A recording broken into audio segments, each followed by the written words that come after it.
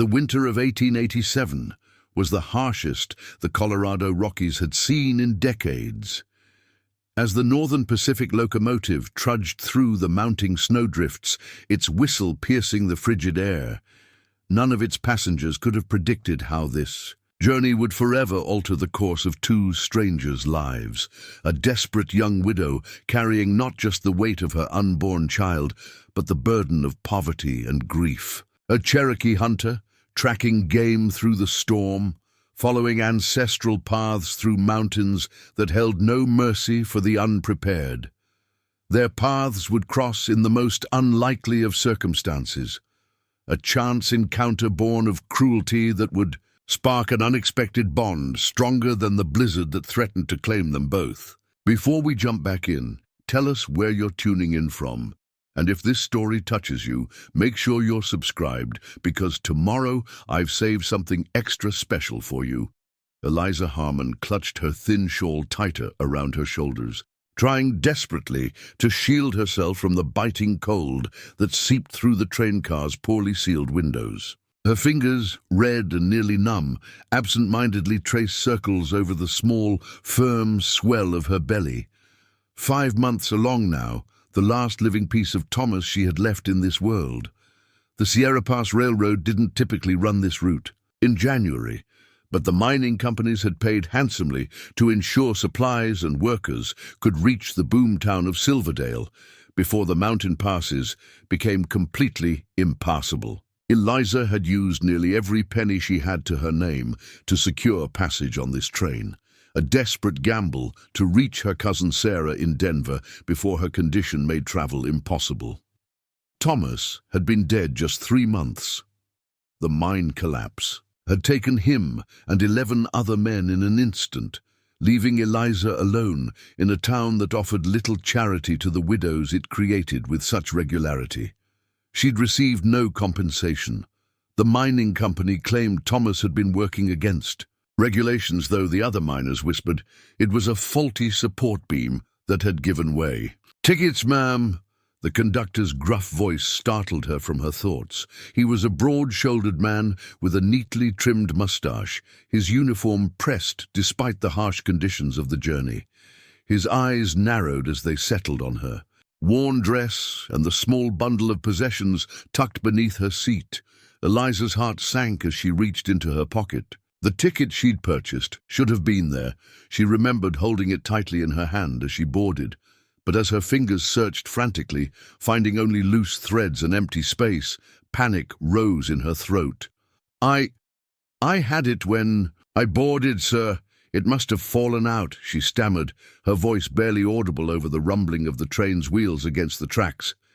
The conductor's face hardened. "That's what they all say, ma'am. Ticket or payment, or you'll be removed." "At the next stop, please," Eliza whispered. "I've paid all I had. I'm traveling to Denver, to my cousin's home. I'm with my child and have nowhere else to go." His eyes flicked down to her belly, then back up to her face, unmoved. "Rules are rules. Without a ticket, you're stealing from the Sierra Pass Railroad Company." Eliza fumbled through her small bag, hoping against hope to find something of value. A silver brooch, her mother's, fell into her palm. "Would this cover the fare? That's all I have left." The conductor took the brooch, turning it over in his calloused hands before pocketing it. "Not nearly enough for passage to Denver." "Then, how far will it take me?" she asked, desperation creeping into her voice. "Oak Ridge Station, next stop." His tone left no room for negotiation as he moved on to the next passenger. Eliza fought back tears. Oak Ridge was little more than a water stop for the trains, a tiny outpost with no town nearby. And with the storm growing fiercer by the hour, being left there would be a death sentence. 20 minutes later, the train began to slow. Through the frost-covered window, Eliza could make out nothing but swirling snow and the faint outline of a small platform. "No buildings, no lights, just wilderness. This is your stop." The conductor appeared again, this time accompanied by a younger man, the train's guard. "Sir, please." Eliza tried one final appeal. "The storm. I'm a child. I won't survive. Out there, you should have thought of that before trying to steal a ride," he replied coldly. "Now, you can walk off with dignity, or we can assist you." Pride was a luxury Eliza could not afford. She grabbed her small bundle and stood, legs shaking with fear more than cold. The other passengers studiously avoided her gaze. No one willing to intervene, no one willing to challenge the authority of the railroad. The wind struck her like a physical blow as she stepped onto the platform, the train's warmth vanishing instantly. She turned back, hoping for some last-minute act of mercy, but the guard had already closed the door. Within moments, the train was moving again, disappearing into the white void of the blizzard, leaving nothing but silence and the howl of the wind. Eliza stood frozen, both literally and in shock. The platform had no shelter, no woodpile, nothing, but a small sign bearing the name Oak Ridge Station that creaked and swung in the wind. The snow was already ankle-deep and falling faster. Night would come early in the mountains, and with it, temperatures that no one, especially not a pregnant woman with inadequate clothing, could survive. Survival instinct took over.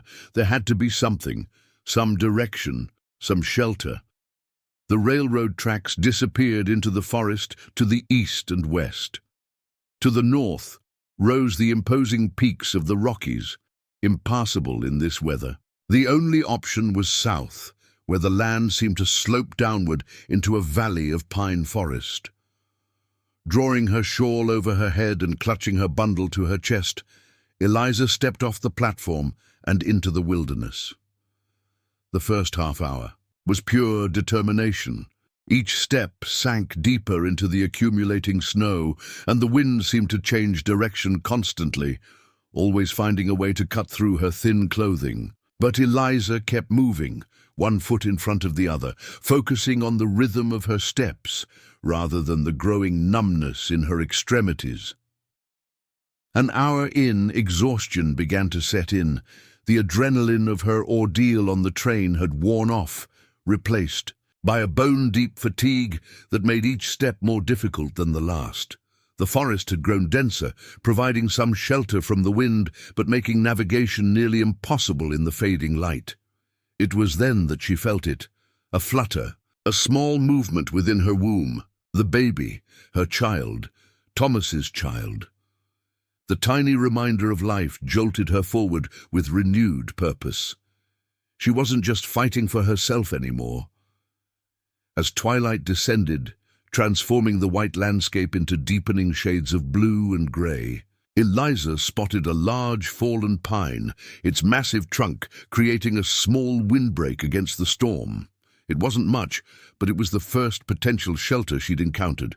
Stumbling toward it, she collapsed in the small, protected pocket created by the tree's exposed roots.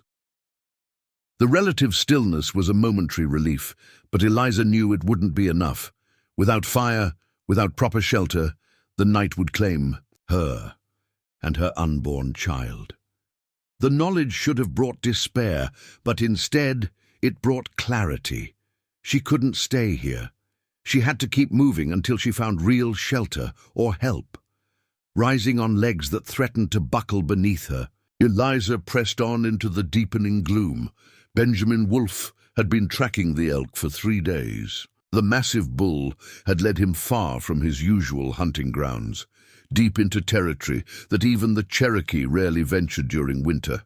But the harsh season had been hard on his people, and the meat from one such animal could feed many families. At the reservation for weeks, Benjamin was 32, born to a Cherokee mother and white father, though he'd been raised entirely within the tribe after his father abandoned them when he was just an infant.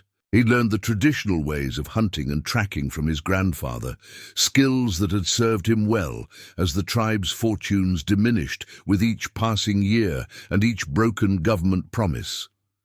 The storm had caught him by surprise, not in its arrival, which he'd sensed coming days ago, but in its intensity. The elk's trail had grown increasingly difficult to follow as the snow covered its tracks almost as quickly as they were made.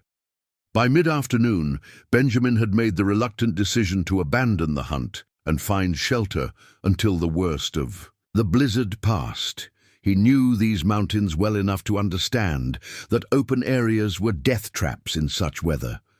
The forest provided some protection, but what he needed was a cave, an outcropping, or one of the old trapper cabins that dotted these remote regions. There was one such cabin, if memory serves, near the place where Elk Creek joined the wider Wolf River, perhaps 3 miles southeast of his current position. The snow fell in sheets now, visibility reduced to mere yards, but Benjamin's sense of direction remained steady. He moved with purpose through the forest, his deerskin coat and fur-lined boots providing far better protection than Eliza's town clothes. Still, even he felt the deadly bite of the cold, attempting to work its way into his bones. It was the anomaly that caught his attention first. Something out of place in the natural patterns of the forest. A splash of darker color against the endless white.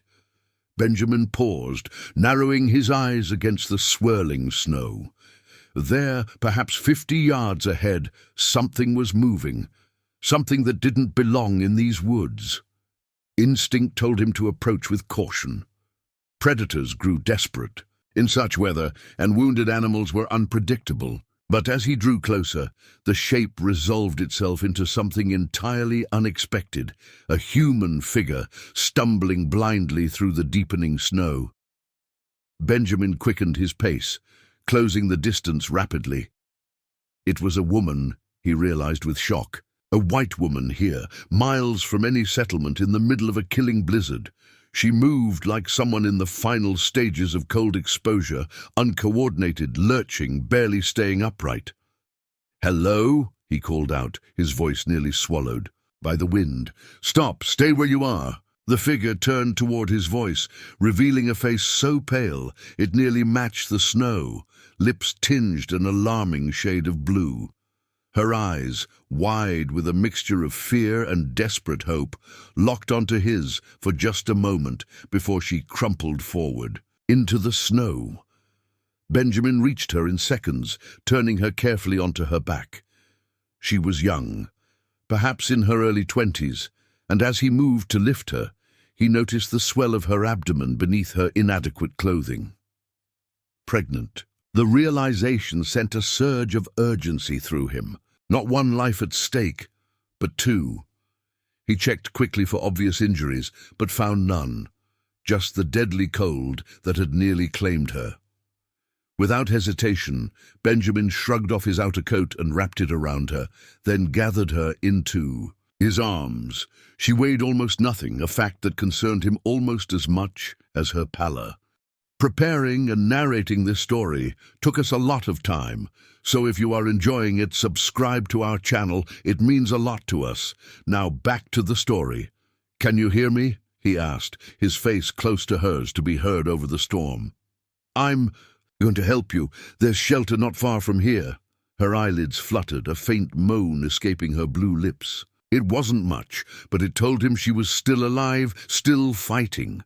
The cabin was now his only hope, not just his anymore, but hers and her unborn child's as well.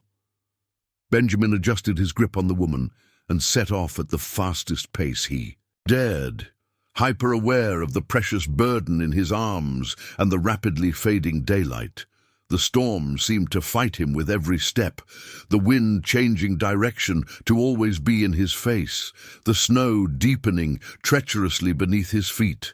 But Benjamin had survived worse, had learned from childhood that nature was neither malicious nor benevolent, merely indifferent. It was human will against elemental force, and he refused to yield. After what felt like hours, but was likely less than one, Benjamin spotted the dark outline of the cabin through the curtain of snow. Relief surged through him, tempered immediately by concern for the woman in his arms, who had grown alarmingly still. The trapper's cabin was small but solidly built, constructed decades ago by fur traders who understood the unforgiving nature of mountain winters. Benjamin shifted the woman's weight to free one hand, brushing snow from the door before pushing it open. Inside was cold and dark, but blessedly free from wind and falling snow. Benjamin gently laid the woman on the single narrow cot against the far wall, then moved quickly to address their most urgent need: fire. The cabin's previous occupants had left a small stack of firewood beside the stone hearth, along with kindling and flint, a courtesy among those who traversed these remote areas. Benjamin worked with practiced efficiency, arranging the kindling, striking the flint, nursing the small flame until it caught and began to grow. Only when the fire was crackling steadily did he return his attention to the woman in the growing light. Her condition appeared even more dire. Her skin had the waxy appearance of severe cold exposure, and her breathing was shallow and irregular. Benjamin knew the protocols for treating someone in such a state. First, remove wet clothing, an uncomfortable necessity that couldn't be avoided. With clinical detachment, he removed her snow-soaked outer garments, leaving her in her underclothes for modesty, and wrapped her in the cabin's stored blankets. Rough wool, but dry and warming rapidly in proximity to the fire. Next, gradual warming. Too rapid could shock her system. He positioned her on the cot at a carefully calculated distance from the hearth, close enough to benefit from its heat, but not so near as to warm too quickly. As he worked, the woman began to stir, consciousness returning in painful increments. Her eyes, a deep brown that appeared almost black in the flickering firelight, opened and fixed on him with confusion and fear. "Who?" she managed, her voice barely audible. "My name is Benjamin Wolfe," he said, keeping his voice calm and steady. "I found you in the forest during the storm. You're safe now. This is an old trapper's cabin." "The train," she whispered, fragments of memory returning. "They put me off the train." Benjamin's brow furrowed. "In this weather? For what reason?" "No ticket," she said, a single tear escaping to trace a path down her temple. "I had one, but lost it. They wouldn't believe me." Anger flashed through Benjamin, a controlled burn he'd learned long ago to contain. He'd encountered the casual cruelty of the railroad companies before, seen how they treated those they deemed unimportant. But to put a pregnant woman off, a train in a blizzard that bordered on murder. "What's your name?" he asked, pushing aside his anger to focus on what mattered. "Eliza," she replied, her voice slightly stronger. "Eliza Harmon." "You're with child," Benjamin stated simply. Her hands moved protectively to her belly. "5 months along. My husband." Her voice caught. "Thomas died in a mining accident 3 months ago. I was trying to reach my cousin in Denver." The cabin grew quiet, save for the crackling of the fire and the howling of the wind outside. Benjamin moved to the cabin's small cupboard, finding, as he'd hoped, some basic provisions left by previous occupants: jerky, beans, coffee, and a pot to heat water. "You need to eat something," he said, setting water to boil over the fire. "Just a little at first, then rest." Eliza watched him work, wariness gradually giving way to tentative trust. What choice did she have? This stranger, this Cherokee man, had saved her life, and by extension, her child's. Without him, she would already be buried beneath the snow, another nameless victim of the mountain's harsh indifference. "Thank you," she said simply, "for finding me." Benjamin nodded once, acknowledgement without need for elaboration. "The storm will last through tomorrow. Maybe longer. We're safe here until it passes." As he prepared a simple meal from the stored provisions, Benjamin studied Eliza surreptitiously. Color was returning to her face, a good sign, and her breathing had steadied. But there was something in her eyes that spoke of a resilience that had nothing to do with physical recovery, a determination that had likely kept her moving long after others would have surrendered to the cold.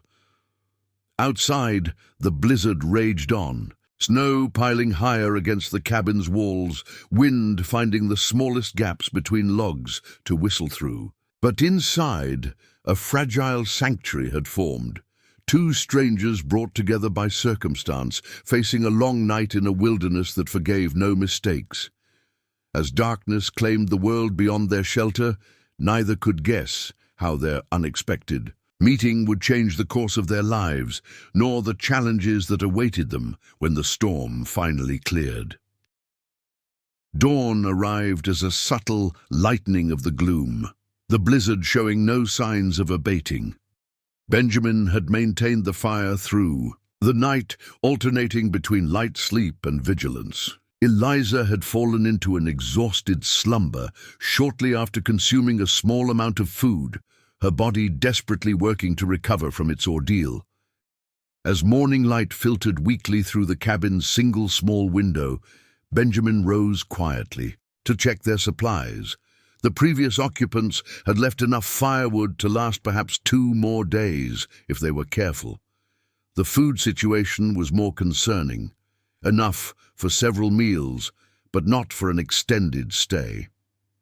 If the storm continued, beyond tomorrow, they would face difficult choices.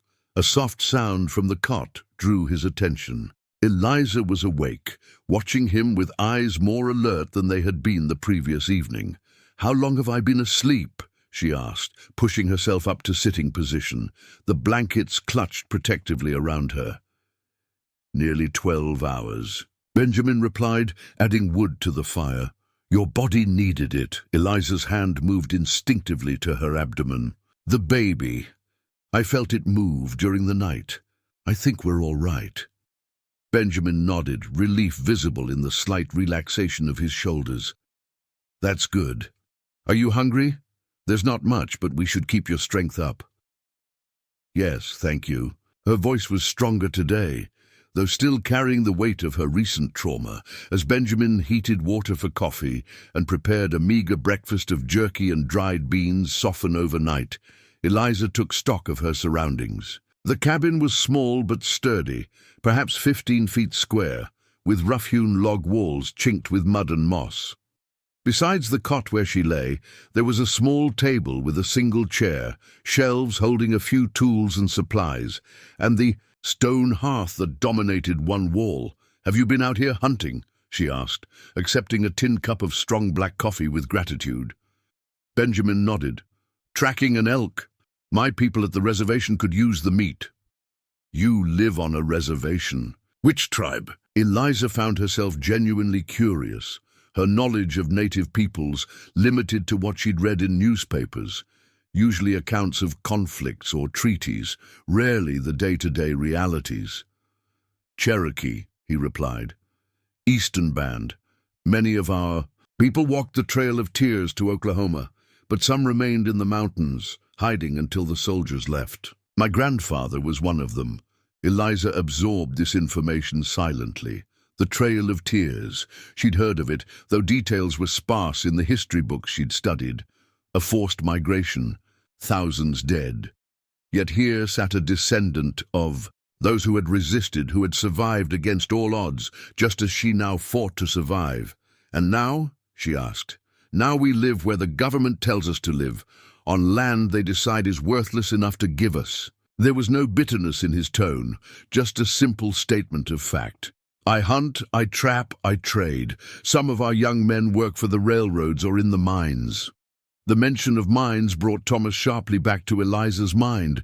His smile, his hands always coal-stained despite scrubbing, his dreams of saving enough to buy a small farm someday, dreams buried beneath tons of rock and earth. "My husband was a miner," she said quietly.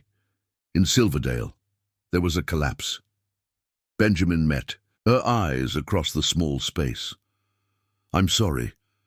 The mining companies take much and give little in return." A shared understanding passed between them, two people from vastly different worlds who nonetheless recognized the same injustice. The moment stretched, then broke as a particularly strong gust of wind rattled the cabin's shutters. The storm. "Isn't letting up," Benjamin observed, moving to the window to assess conditions. "We should prepare to stay at least another day, maybe two." Eliza nodded, trying to quell the anxiety that rose at the thought of further delay. Her cousin in Denver would be expecting her soon, would worry when she didn't arrive. And her meager funds, already depleted by the train ticket she'd lost, wouldn't stretch far once she reached the city. "I need to find a way to send word to my cousin," she said, "once we reach civilization again." "There's a telegraph office in Pine Hollow," Benjamin replied. "It's the nearest settlement, about 15 miles south of here. Once the storm passes, that's where we'll head." 15 miles. Under normal circumstances, an arduous journey, but manageable. For a woman 5 months pregnant, recovering from near freezing through snow-covered mountain terrain, it would be a trial unlike any Eliza had faced before. "I'll slow you down," she said, voicing the concern that weighed on her. "You could reach Pine Hollow much faster alone." Benjamin's expression remained unchanged. "I won't leave you behind. We go together or not at all." The simple declaration, delivered without drama or expectation of gratitude, touched something deep within Eliza. In a world that had shown her little kindness since Thomas's death, this stranger's steadfast resolve was like finding solid ground after months of sinking sand. "Thank you," she said simply. The day passed slowly, marked by the unchanging howl of the wind and the regular ritual of tending the fire. Benjamin repaired a tear in his hunting pack, while Eliza, feeling strong enough to move around the cabin, took inventory of their supplies and organized them more efficiently. Conversation came in sporadic bursts, sometimes about practical matters, sometimes venturing into personal territory. Eliza learned that Benjamin had never married, though he'd been engaged once to a woman from his tribe who had died of influenza 4 years earlier. Benjamin learned that Eliza had been a schoolteacher before marrying Thomas, and that she hoped to find similar work in Denver if her cousin could help with the baby. "What will you name the child?" Benjamin asked as they shared a small evening meal, carefully rationed to extend their provisions. Eliza smiled, a genuine expression that transformed her face, revealing the woman she had been before grief and hardship had worn her down. "If it's a boy, Thomas, after his father. If a girl, Grace, after my grandmother." "Good names," Benjamin approved. "Strong names." As night fell again, Benjamin insisted Eliza keep the cot while he made a pallet of blankets near the fire. Despite her protests that she'd already taken his coat and his bed, he remained firm. "You need proper rest more than I do," he said, ending the discussion. The second night passed much like the first, though Eliza slept more fitfully, her mind racing with concerns about the journey ahead and the uncertainty awaiting her in Denver. Several times she awoke to find Benjamin awake as well, his eyes reflecting the firelight as he stared thoughtfully into the flames. By morning, a noticeable change had occurred. The wind had died down. The constant pattern of snow against the roof had ceased. Benjamin opened the cabin door to reveal a transformed world, pristine white stretching in every direction, tree branches bowing under the weight of accumulated snow. But above, patches of blue sky were visible between slowly dispersing clouds. "The storm has passed," he announced, relief evident in his voice. "We should prepare to leave as soon as possible. Daylight is valuable this time of year." The preparation was quick but thorough. Benjamin packed what remained of their supplies, fashioned a walking stick for Eliza from a straight branch he'd used for firewood, and made sure the cabin was left in good order for the next travelers who might need its shelter. Eliza's clothing had dried near the fire, though it remained woefully inadequate for the conditions. Benjamin solved this by sacrificing one of the cabin's blankets, cutting a hole in the center to create a poncho and securing it around her waist with rope. It was crude, but would provide an extra layer of protection against the cold. "The snow will make travel difficult," he warned, as they stood ready to depart. "Follow in my footsteps exactly. If you need to rest, tell me immediately. Don't wait." "Until you're exhausted," Eliza nodded, drawing a deep breath to steady herself. "I'm ready." Stepping out into the snow was like entering another world. The storm had left behind nearly 3 feet of fresh powder, transforming familiar landscapes into alien terrain. Benjamin led the way, breaking trail with methodical determination, each step a labor that carved a path for Eliza to follow. The first hour tested Eliza's resolve to its limits.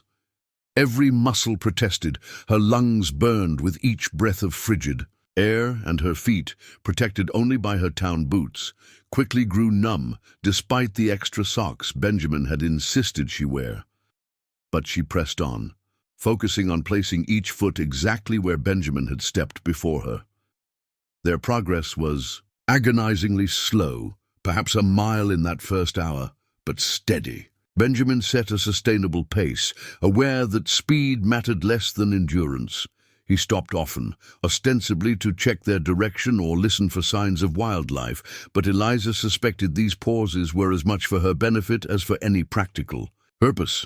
By midday they had covered perhaps 3 miles, following the gradual descent toward the valley where Pine Hollow lay. The sun emerged fully, its brightness against the snow nearly blinding, but its warmth a welcome relief on their faces. During a brief rest, sharing the last of the jerky from the cabin, Eliza noticed Benjamin's frequent glances toward the northwest, where dark clouds were beginning to gather above the distant peaks. "Another storm?" she asked, dread coloring her voice. "Not for several hours yet," he replied. "But it's coming. We need to find better shelter before nightfall." The urgency lent them renewed energy. They pushed on through the afternoon, the terrain gradually changing as they descended. Fewer pines, more aspen and scrub oak, the snow depth slightly less challenging. Eliza found her second wind, settling into a rhythm of movement that, while still exhausting, felt sustainable. It was during this period of relative calm that Benjamin suddenly raised his hand, signaling for her to stop. He stood motionless, head tilted, listening intently. "What is it?" Eliza whispered, instinctively keeping her voice low. "Water," he answered. "Running water." Following him through a dense thicket of bare aspens, Eliza emerged onto the bank of a narrow creek, its surface partially frozen, but with a strong current still flowing beneath the ice and snow. "Wolf Creek," Benjamin confirmed. "We're on the right path. Pine Hollow lies where this creek joins the larger river, about 10 miles downstream." 10 miles. So far, yet so close. Eliza's spirits lifted slightly at the concrete evidence of their progress. The creek provided a natural path to follow, its course cutting a route through the wilderness that avoided the steepest terrain. They continued alongside it, moving with renewed purpose as the afternoon began to wane and the approaching storm clouds grew more ominous. It was Benjamin who spotted the cabin first, a small structure set back from the creek, nearly invisible, against the backdrop of snow-covered pines. Unlike the trapper's cabin, where they'd weathered the blizzard, this one showed signs of more regular occupation. A woodpile under a lean-to, a small corral for livestock, though empty now. "A miner's claim cabin," Benjamin explained as they approached cautiously.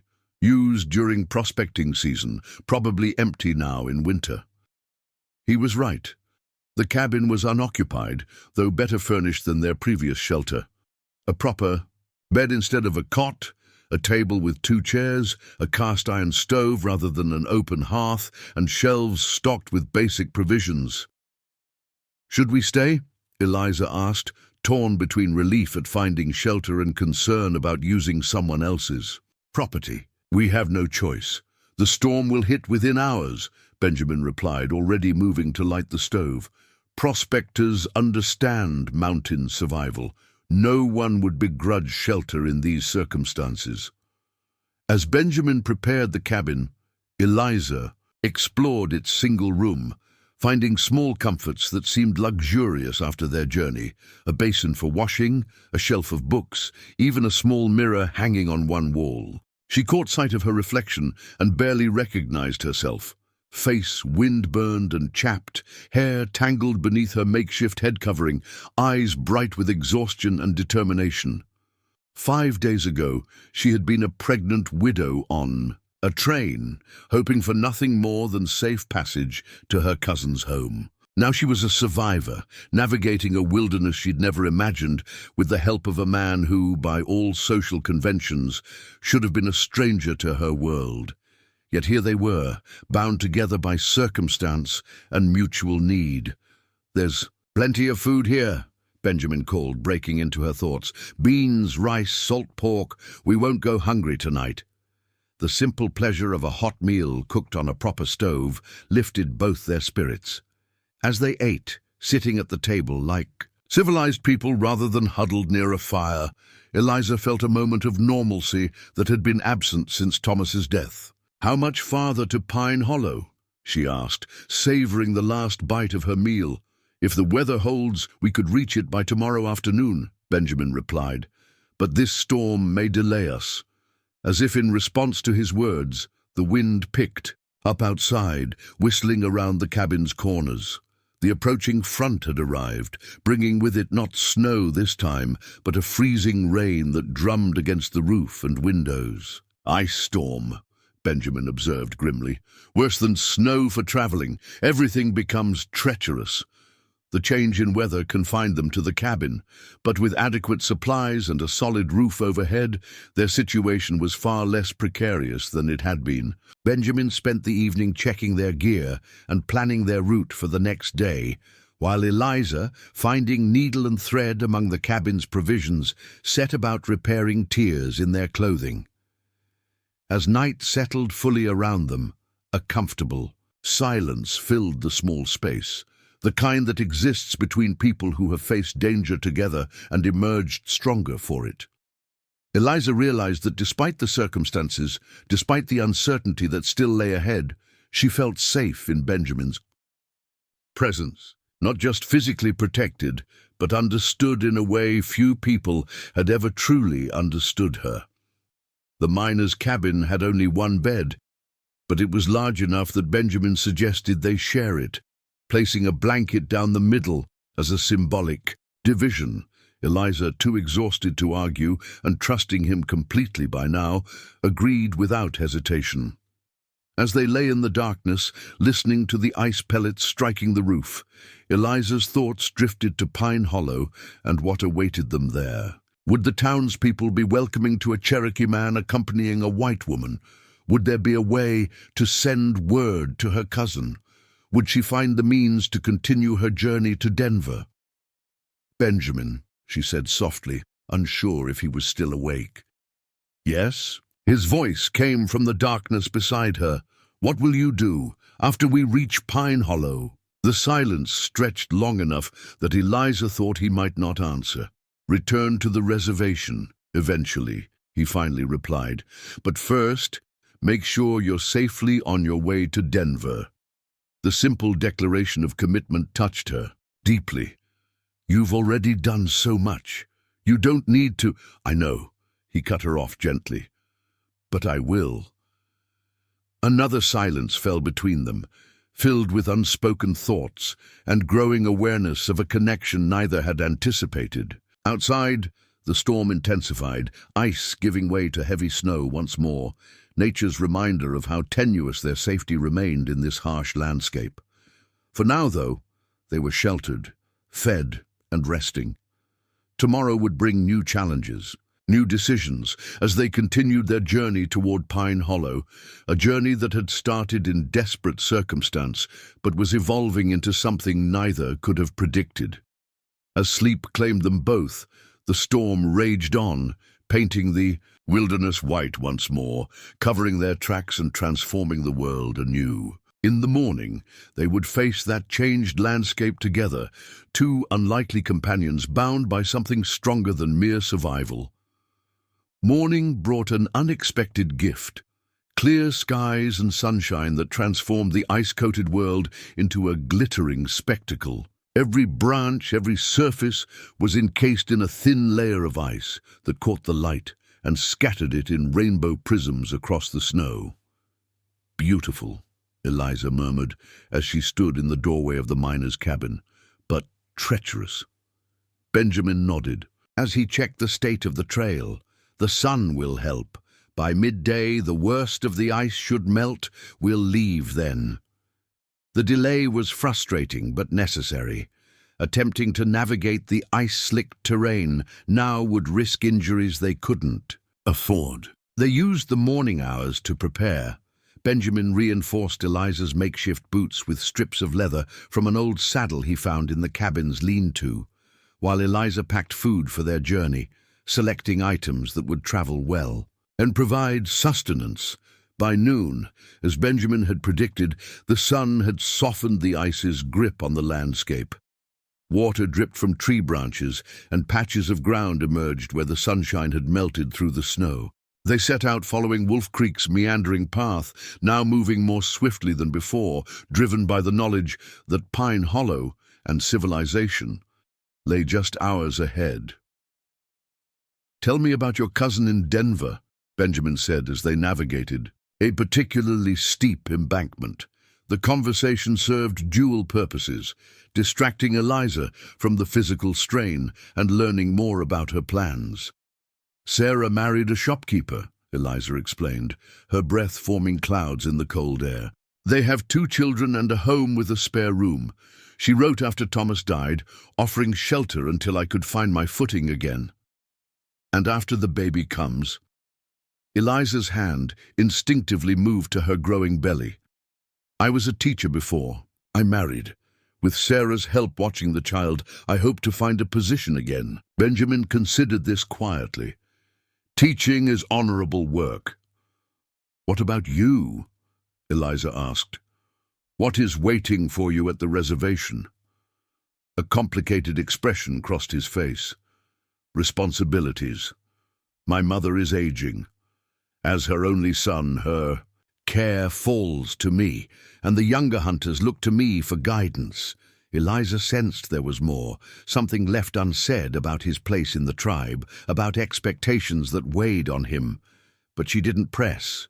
Their friendship, forged in survival, had boundaries she respected. The afternoon brought them to a spot where Wolf Creek widened significantly, joining with another stream to form a broader waterway. The terrain began to change, the wilderness, gradually giving way to signs of human presence. An old logging trail, stumps where trees had been harvested, even the distant mark of smoke against the sky. "Pine Hollow," Benjamin confirmed, pointing to the smoke.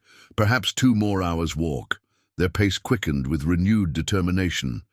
Eliza found herself both eager for and apprehensive about their arrival. The town meant safety, communication with her cousin, a continuation of her journey to Denver. But it also meant parting from Benjamin, whose steady presence had become an unexpected anchor in her chaotic life. The trail widened further, becoming something approaching a proper road as they neared the settlement. They encountered their first fellow human an hour from town, a bearded man with an axe slung over his shoulder, heading into the woods on some errand. He stopped short at the sight of them, his expression shifting from surprise to wariness as he took in the unusual pair. "Afternoon," he offered cautiously, his gaze moving between Eliza's pregnant form and Benjamin's unmistakably Cherokee features. "Good. Afternoon," Eliza replied with as much dignity as her travel-worn appearance allowed. "We're making for Pine Hollow. Is the telegraph office still open at this hour?" The simple, practical question seemed to ease the man's suspicion somewhat. "Till 5 o'clock, you've got time." His curiosity finally overcame his restraint. "You folks been caught in the blizzard?" "I was put off the train at Oak Ridge Station," Eliza said, a hint of steel entering her voice. "Mr. Wolf found me in the storm and saved my life." The woodcutter's eyes widened, his evaluation of the situation visibly shifting. "The railroad put you off in your condition during a storm?" "I lost my ticket," Eliza explained simply. The man shook his head in disgust. "Damn railroads! Not the first time they've done something like that either." He looked at Benjamin with newfound respect. "You brought her through 3 days of that weather? That's something." Benjamin acknowledged the comment with a nod, but said nothing. "Town's just down this road," the woodcutter continued, pointing. "Telegraph office is on Main Street. Can't miss it. Mrs. Rollins runs the boarding house if you need a place to stay. Tell her Joe Taylor sent you." With that, he continued on his way, leaving Eliza and Benjamin to process this first encounter with the outside world, the first hint of how their unusual partnership might be perceived. Pine Hollow revealed itself gradually. First, a few outlying cabins, then clusters of buildings, until they found themselves on a proper street lined with establishments typical of a frontier settlement: general store, blacksmith, saloon, church, and the all-important telegraph office. Their appearance drew curious glances from the few people braving the cold afternoon, but no outright hostility. Eliza was acutely aware of how they must look. She in her makeshift poncho over town clothes, Benjamin in his deerskin hunting attire, both bearing the unmistakable signs of days in the wilderness. The telegraph office was a small building, wedged between the general store and what appeared to be a lawyer's office. A bell jingled as they entered, announcing their presence to the thin, spectacled man behind the counter. "Help you folks?" he asked, looking up from his ledger. "I need to send a telegram to Denver," Eliza said, stepping forward. "To my cousin, Sarah Mitchell."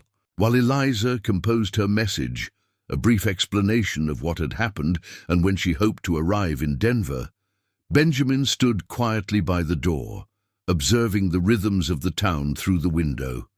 He seemed neither comfortable nor uncomfortable, simply watchful, as if constantly assessing his surroundings. The telegram sent, they faced their next challenge: lodging for the night. Following the woodcutter's recommendation, they made their way to Mrs. Rollins' boarding house, a 2-story structure with a well-maintained exterior that spoke of its owner's pride. Mrs. Rollins herself answered the door, a broad-shouldered woman with grey-streaked hair pulled into a severe bun and eyes that missed nothing. She took in their appearance with a single sweep of her gaze. "Joe Taylor said you might have rooms available," Eliza began. "I do," Mrs. Rollins confirmed, "but I don't normally accept." Her eyes flicked to Benjamin. "Mr. Wolfe saved my life," Eliza stated firmly. "I was put off the train during the blizzard. Without him, my unborn child and I would have perished." Mrs. Rollins's expression softened slightly. "Is that so?" She looked at Benjamin more carefully. "That true, mister?" "She was near frozen when I found her," Benjamin replied simply. "We've traveled 3 days to reach town." Something in his dignity, his restraint, seemed to sway the woman. "Well, I suppose exceptional circumstances call for exceptional arrangements. I have 2 rooms at the back, not my best, but clean and warm." Relief washed over Eliza. One more night of shelter before continuing her journey. One more night before parting ways with the man who had become, in the span of just 3 days, the most significant person in her life, besides the child she carried. As they followed Mrs. Rollins into the boarding house, Eliza glanced at Benjamin, wondering if similar thoughts occupied his mind. His expression revealed nothing, but when he caught her looking, the slight nod he gave her held a world of unspoken understanding. They had survived the wilderness together. Now they faced a different kind of terrain, the complicated landscape of the civilized world, with its rigid boundaries and expectations. Whatever came next, those days in the storm had forged a connection between them that transcended the conventional order of things. And in that moment, watching Benjamin duck his head to enter the doorway of the boarding house, Eliza realized that reaching Denver might not be the end of her journey after all, but perhaps the beginning of something entirely unexpected. Mrs. Rollins' boarding house offered luxury compared to the wilderness shelters they'd recently occupied. Actual beds with clean linens, a washroom with hot water, and the promise of a proper supper served in the dining room at 6 o'clock sharp. Before retreating to their respective rooms, Eliza and Benjamin agreed to meet for the meal, both recognizing the need to discuss their next steps. Alone in her room, Eliza finally had a moment to truly process everything that had transpired since. Being forced from the train, she sat on the edge of the bed, overwhelmed by the simple comfort it represented after days of survival. A mirror hanging on the wall reflected a woman she barely recognized, thinner, weathered by wind and cold, eyes carrying wisdom earned through hardship. She washed thoroughly, grateful beyond words for the hot water and soap, and changed into her spare dress, the only other clothing she owned, carefully preserved in her small bundle throughout their journey. It was plain and practical, but clean and untorn, representing a return to civilization that felt both welcome and somehow constraining after the raw honesty of the wilderness. At precisely 6, she made her way to the dining room, where Benjamin already waited. He too had washed, his long black hair now neatly tied back, his face clean-shaven. Someone had provided him with a white cotton shirt to replace his buckskin hunting garment, Mrs. Rollins' doing, perhaps. The transformation emphasized both his handsome features and his otherness in this frontier town setting. Their fellow diners included a traveling salesman, a young couple passing through on their way west, and an elderly man whom Mrs. Rollins addressed as Judge.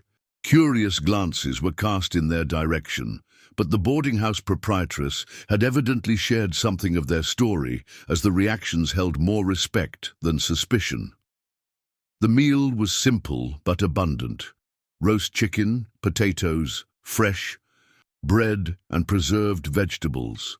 Eliza found herself ravenous, the days of trail rations having left her body craving substantive nourishment. Benjamin ate with equal appreciation, though with the measured restraint she'd come to recognize as characteristic of everything he did. "I've inquired about transportation to Denver," Benjamin said quietly as they neared the end of the meal. "The stagecoach comes through Pine Hollow every Wednesday," Eliza calculated quickly. "That's 4 days from now." He nodded. "I've also asked about work in town. The livery stable needs help clearing snow damage. It would provide enough for your stage ticket." "You'd stay to work?" Eliza was surprised. "What about your return to the reservation?" "It can wait," he replied simply.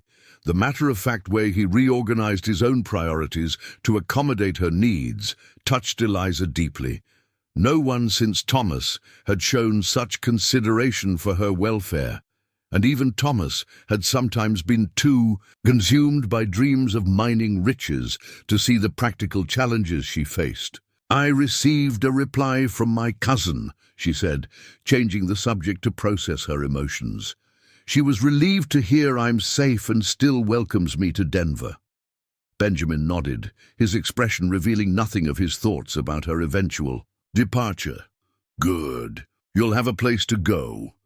Their conversation was interrupted by the arrival of Mrs. Rollins, bearing apple pie and coffee. The older woman's initial wariness toward Benjamin had transformed into something approaching respect over the course of the evening, particularly after hearing more details of their journey.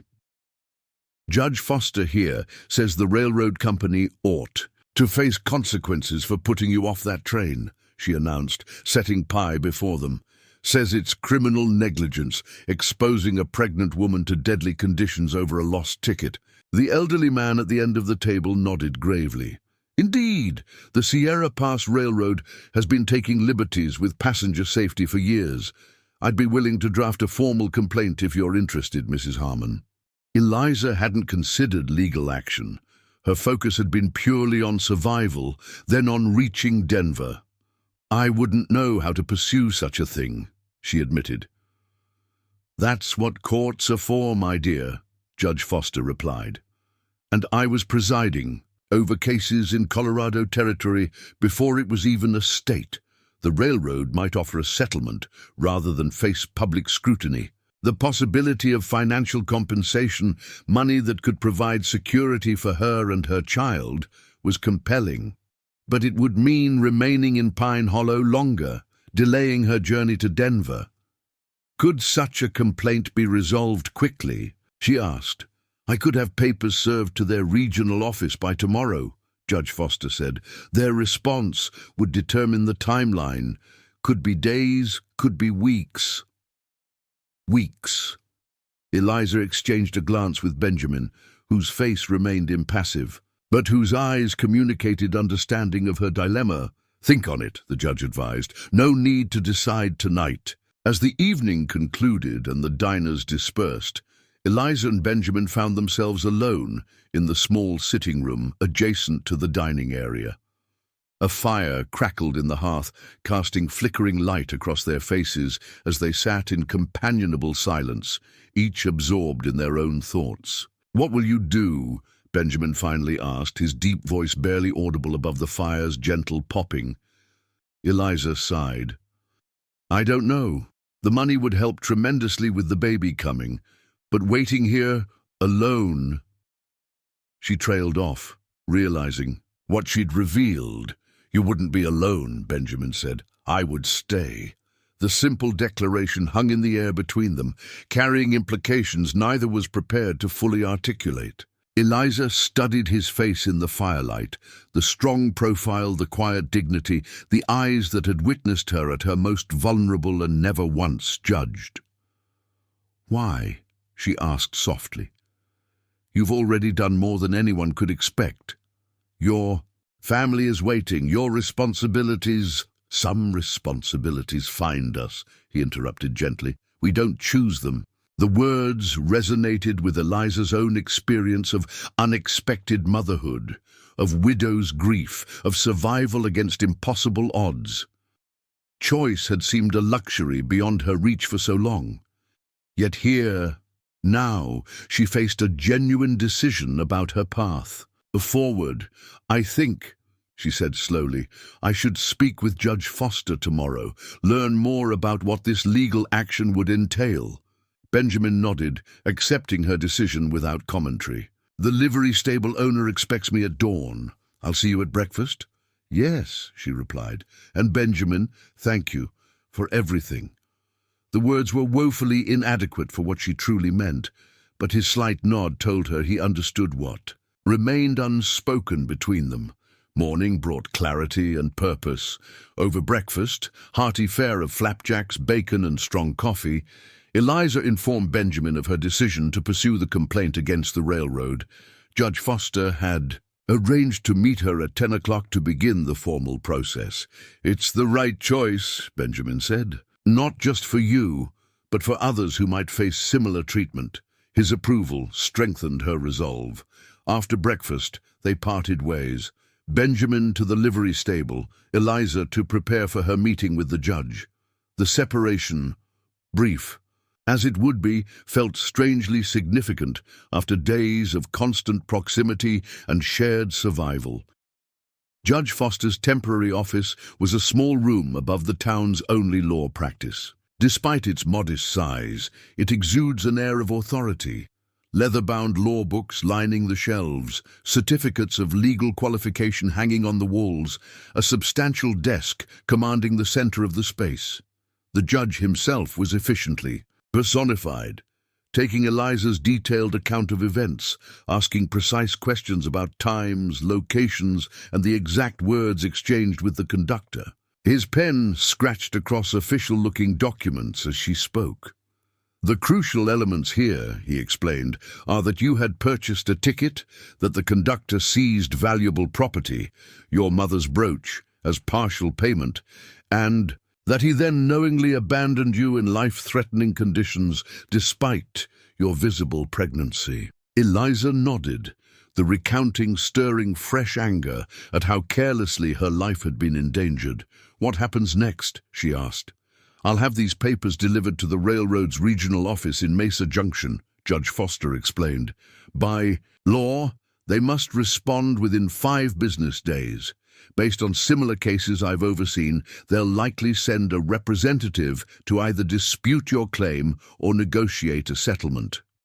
5 business days, nearly a week, plus however long negotiations might take. Eliza mentally adjusted her plans, calculating how long her meager funds would last at Mrs. Rollins' boarding house.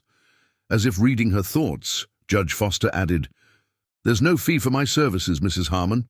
I've been fighting railroad overreach for 20 years, and I've taken the liberty of speaking with Mrs. Rollins about your accommodations. She's agreed to extend credit until this matter is resolved." Touched by the unexpected support, Eliza thanked him. The people of Pine Hollow were proving kinder than she'd dared hope, perhaps influenced by the dramatic nature of her arrival, or perhaps simply demonstrating the frontier spirit of community that helped settlements survive the harsh mountain environment. When she related the developments to Benjamin that evening, he seemed unsurprised by the town's reaction. "People respect those who face hardship with courage," he said simply. "You've earned their regard." "As have you," she pointed out. "Mrs. Rollins asked specifically how you were faring at the livery." A hint of a smile touched Benjamin's lips. The closest thing to outright amusement she'd seen from him. "The stable owner's suspicious I'll steal his horses. Keep counting them when he thinks I'm not looking." The observation, delivered without bitterness, highlighted the prejudice Benjamin faced daily. Eliza had witnessed only the edges of it, the cautious glances, the deliberate distance some townspeople maintained when he walked beside her. Yet he navigated it with a grace that humbled her. As days passed, they established a routine that felt surprisingly domestic. Breakfast together. Before Benjamin left for work, separate daily activities, then reconnecting for dinner to share their experiences.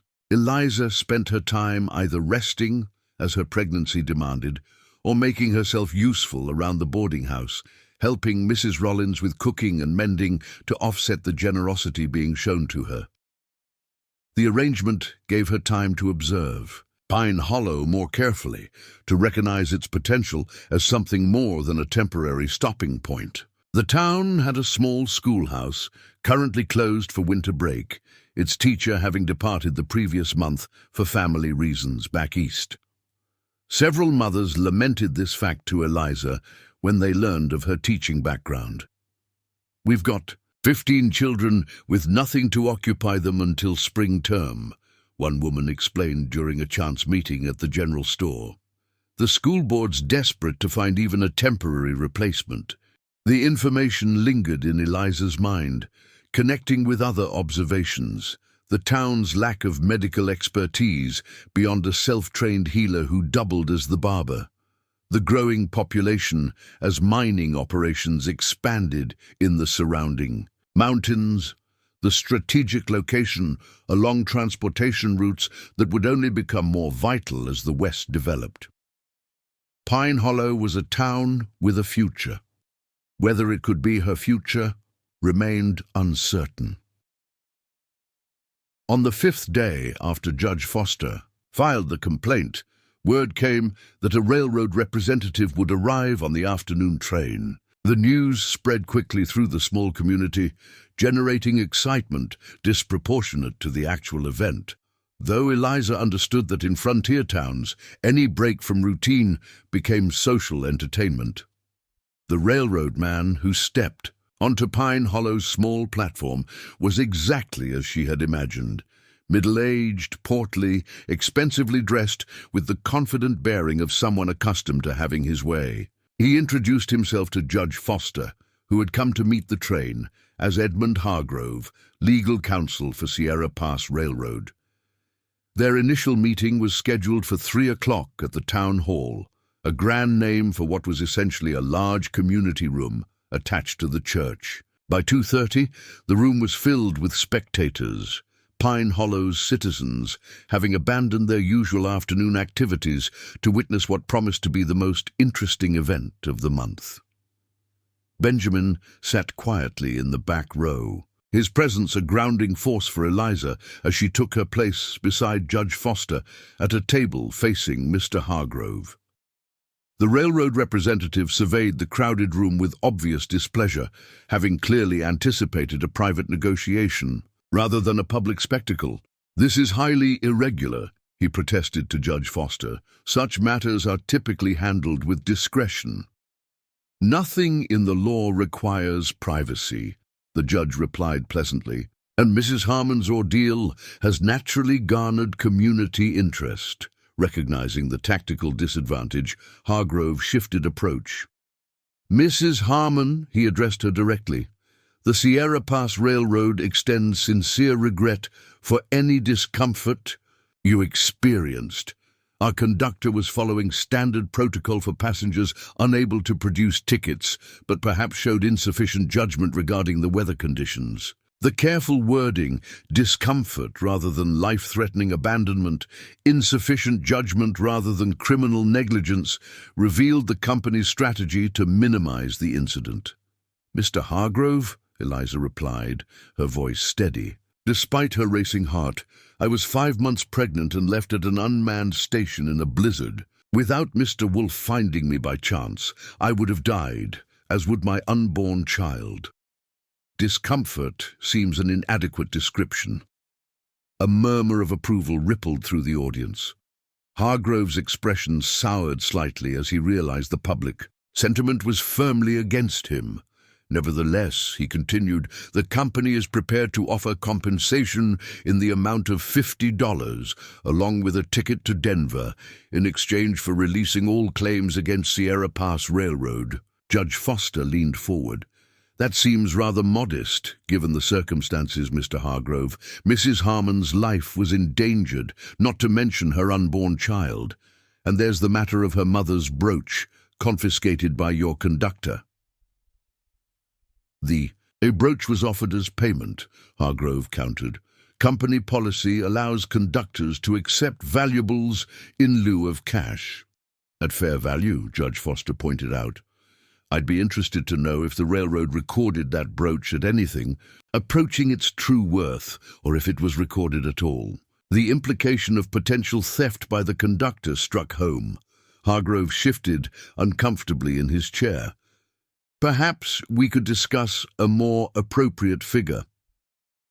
What followed was a negotiation that revealed Judge Foster's skill and experience. By the session's end, the settlement had increased to $300, return of the brooch, a public apology from the railroad, and a guarantee of safe passage to Denver whenever Eliza chose to make the journey.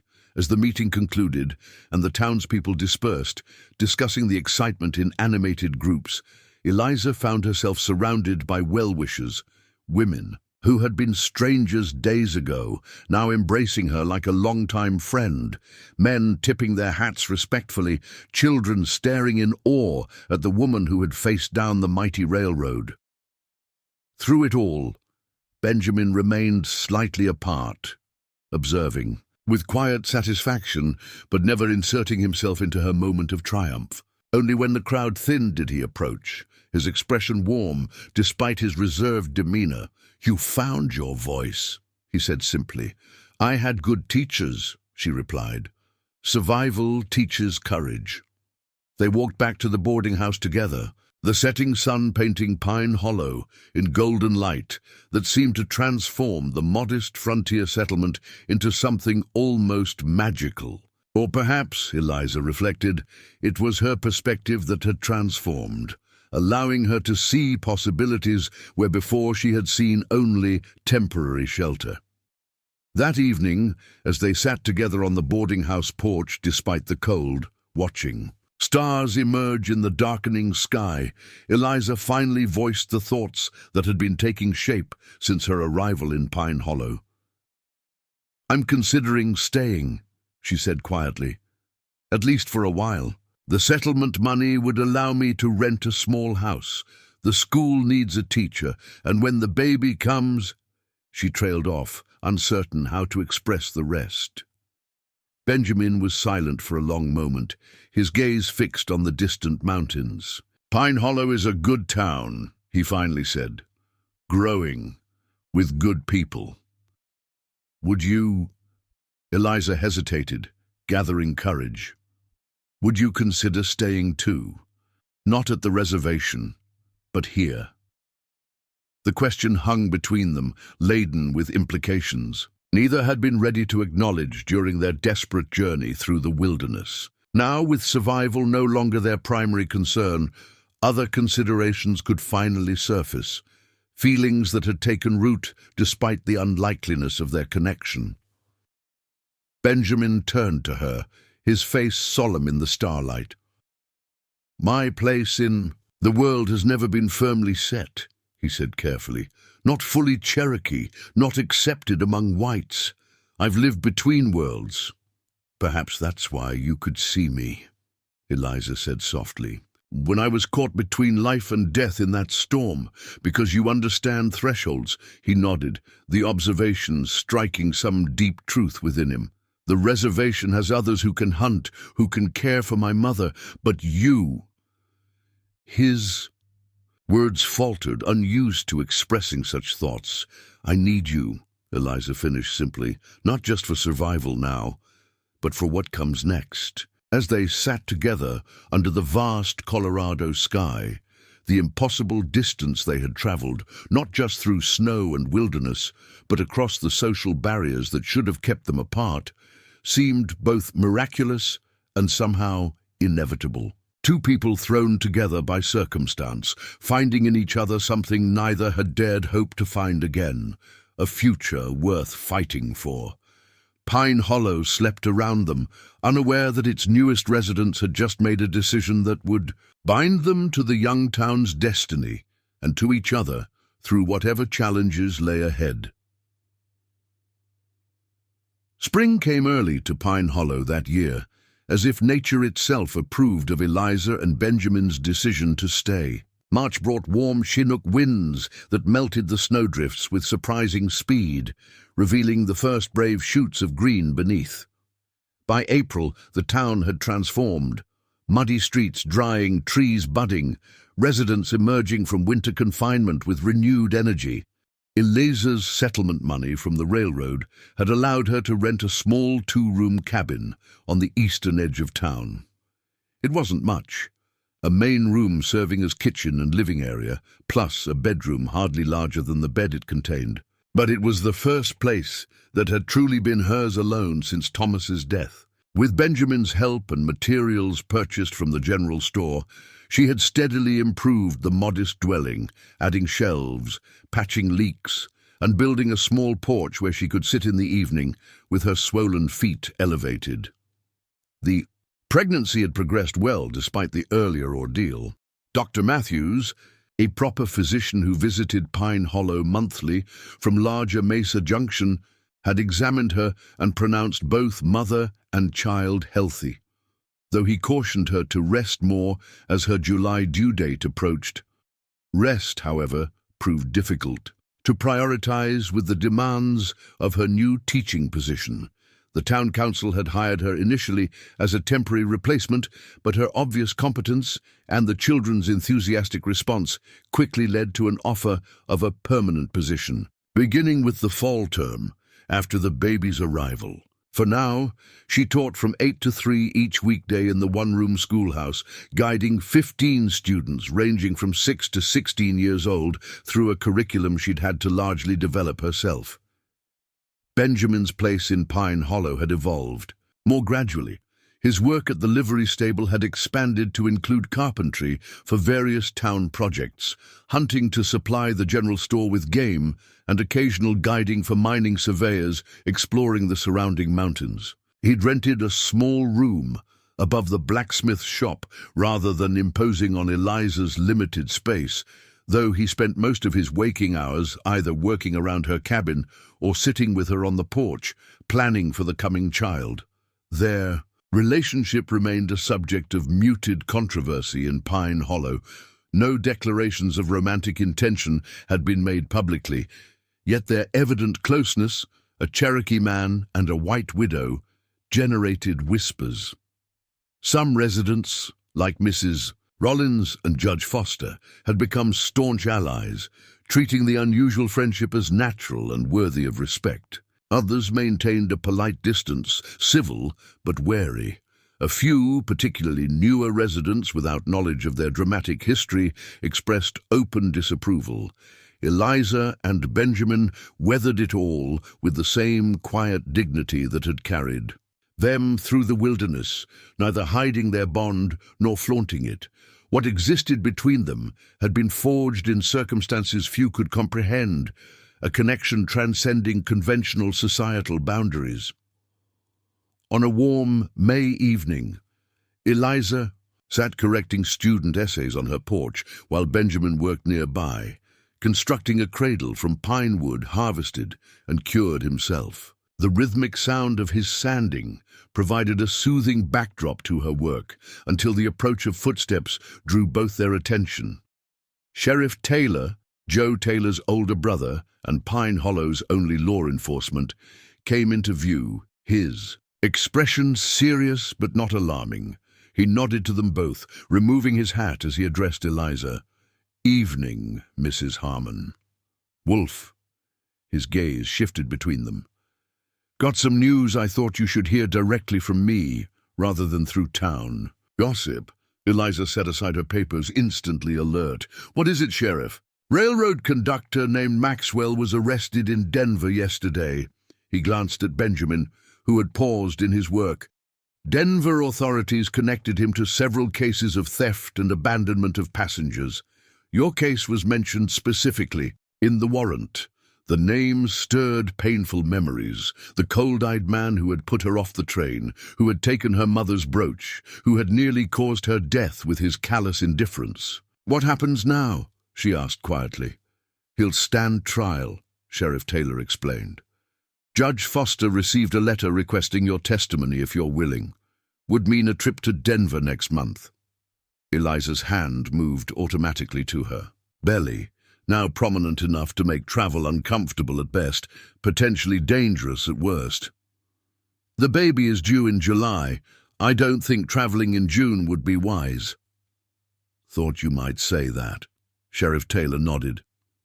"Judge says they can take a sworn statement here instead, though it won't carry the same weight in court." Benjamin spoke for the first time. "The conductor would face prison. If convicted, yes. Several years at least.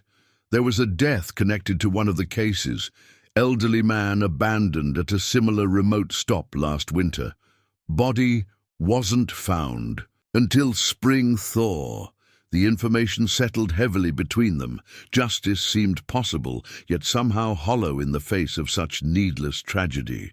"I'll provide whatever statement is needed," Eliza decided, "but I won't risk this child's well-being to travel." After the sheriff departed, they sat in contemplative silence as twilight deepened around them. Benjamin resumed his sanding, each stroke deliberate and precise, while Eliza watched, her mind far from the ungraded essays in her lap.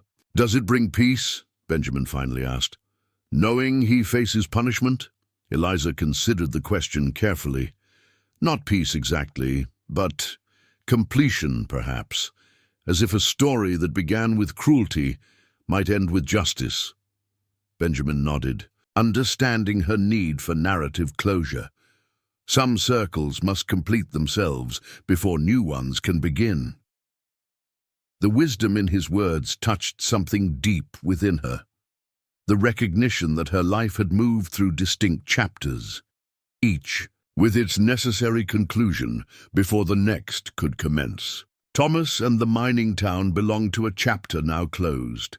The desperate journey through the blizzard had ended with their arrival in Pine Hollow. Now she stood at the beginning of a new circular path, one containing this town, her students, the coming child, and Benjamin, whose place in her life remained undefined yet essential. "I've been thinking," she said, watching his hands work the smooth wood of what would soon cradle her child. "This cabin is small for 2 people, alone 3. Benjamin's hands stilled, though his eyes remained on his work. "Yes, the school board has offered to help me find a larger place after the baby comes. something with a proper second bedroom. She hesitated, then pressed on. I'd like you to consider living there as well, not as a boarder or a friend, but as words. Failed her. What terms existed for what they were to each other? Not husband and wife, no ceremony had blessed their union, not merely friends. The bond between them had grown far deeper than friendship. Not savior and saved. Though that might be how their story began, they had long since moved to equal partnership. Benjamin finally looked up, his dark eyes reflecting the last light of day. Are you certain? There would be talk. There's already talk, she pointed out with a small smile. At least this way the child would have both of us under one roof. Your reputation as a teacher is secure, she interrupted gently. The school board cares more about the children's progress than about who shares my home. Judge Foster has already hinted he'd be willing to speak on our behalf if anyone raises official objections. Benjamin set aside his tools and moved to sit beside her on the porch step. Proximity had become comfortable between them over the months, though they maintained a public restraint born of respect for conventional boundaries. There's another option, he said quietly. We could marry. The suggestion hung in the evening air, surprising in its directness from a man typically so careful with words. Could we? Eliza asked, equally direct. Legally? Benjamin's expression tightened slightly. Not in all states, but Colorado has no specific law against it. Judge Foster would perform the ceremony if asked. The possibility spread before Eliza like an unopened map. A legitimate family, her child with a legal father, their unusual bond sanctioned by society's most recognized institution. Yet she hesitated, sensing Benjamin's own ambivalence beneath. The practical suggestion, is that what you want, she asked, marriage for legitimacy's sake? Benjamin's gaze shifted to the distant mountains, now purple shadows against the darkening sky. What I want, he said carefully, is to remain by your side and the children's, to provide, to protect, to watch you both thrive. The name given to that arrangement matters less to me than its substance. His honesty settled something within her. Then let's wait, she decided.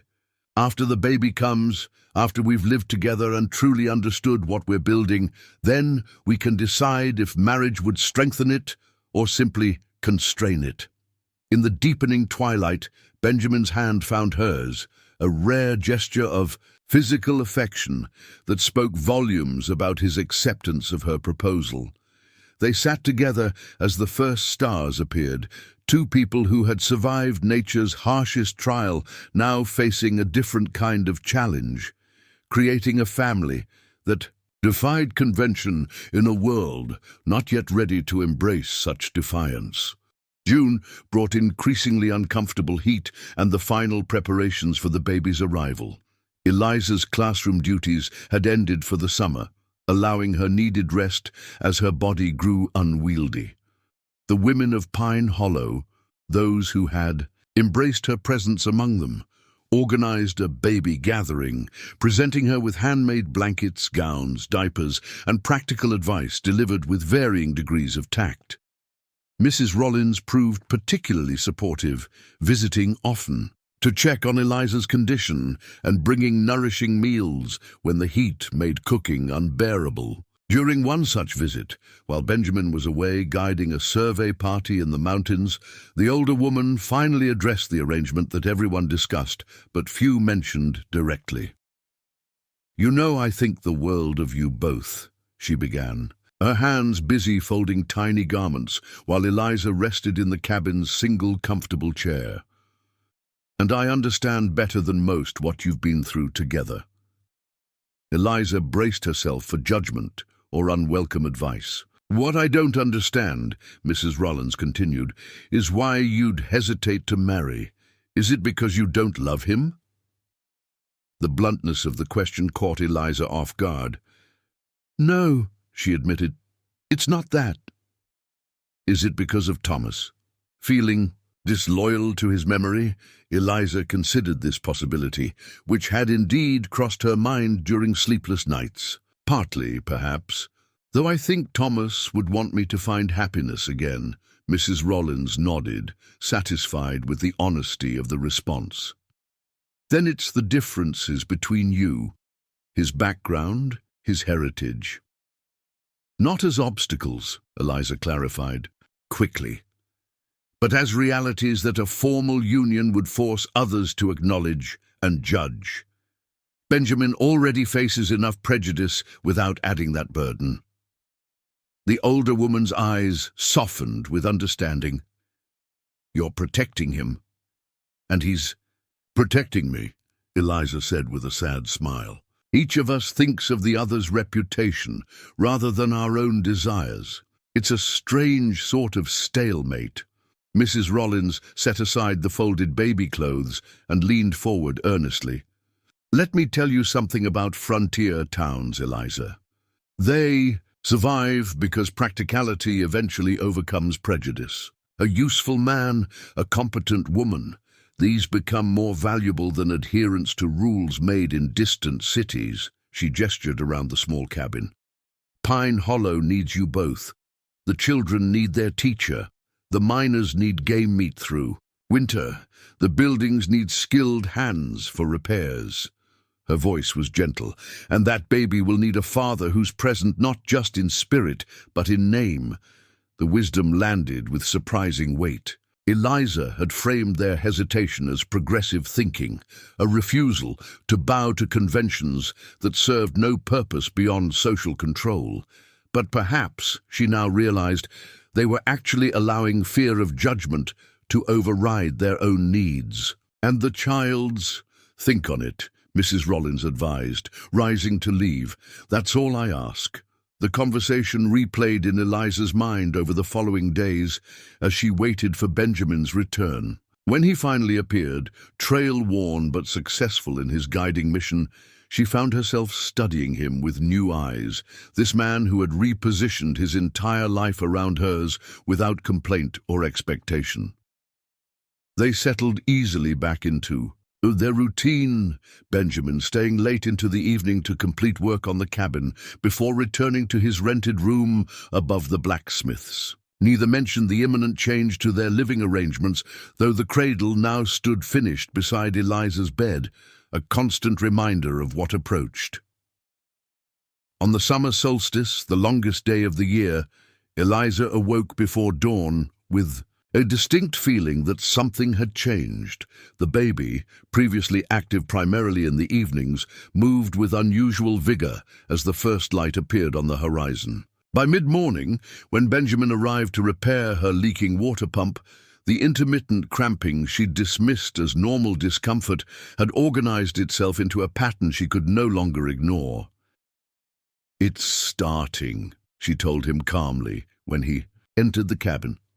"Mrs. Rollins should be notified, and Hannah Mills, she's agreed to assist with the birth."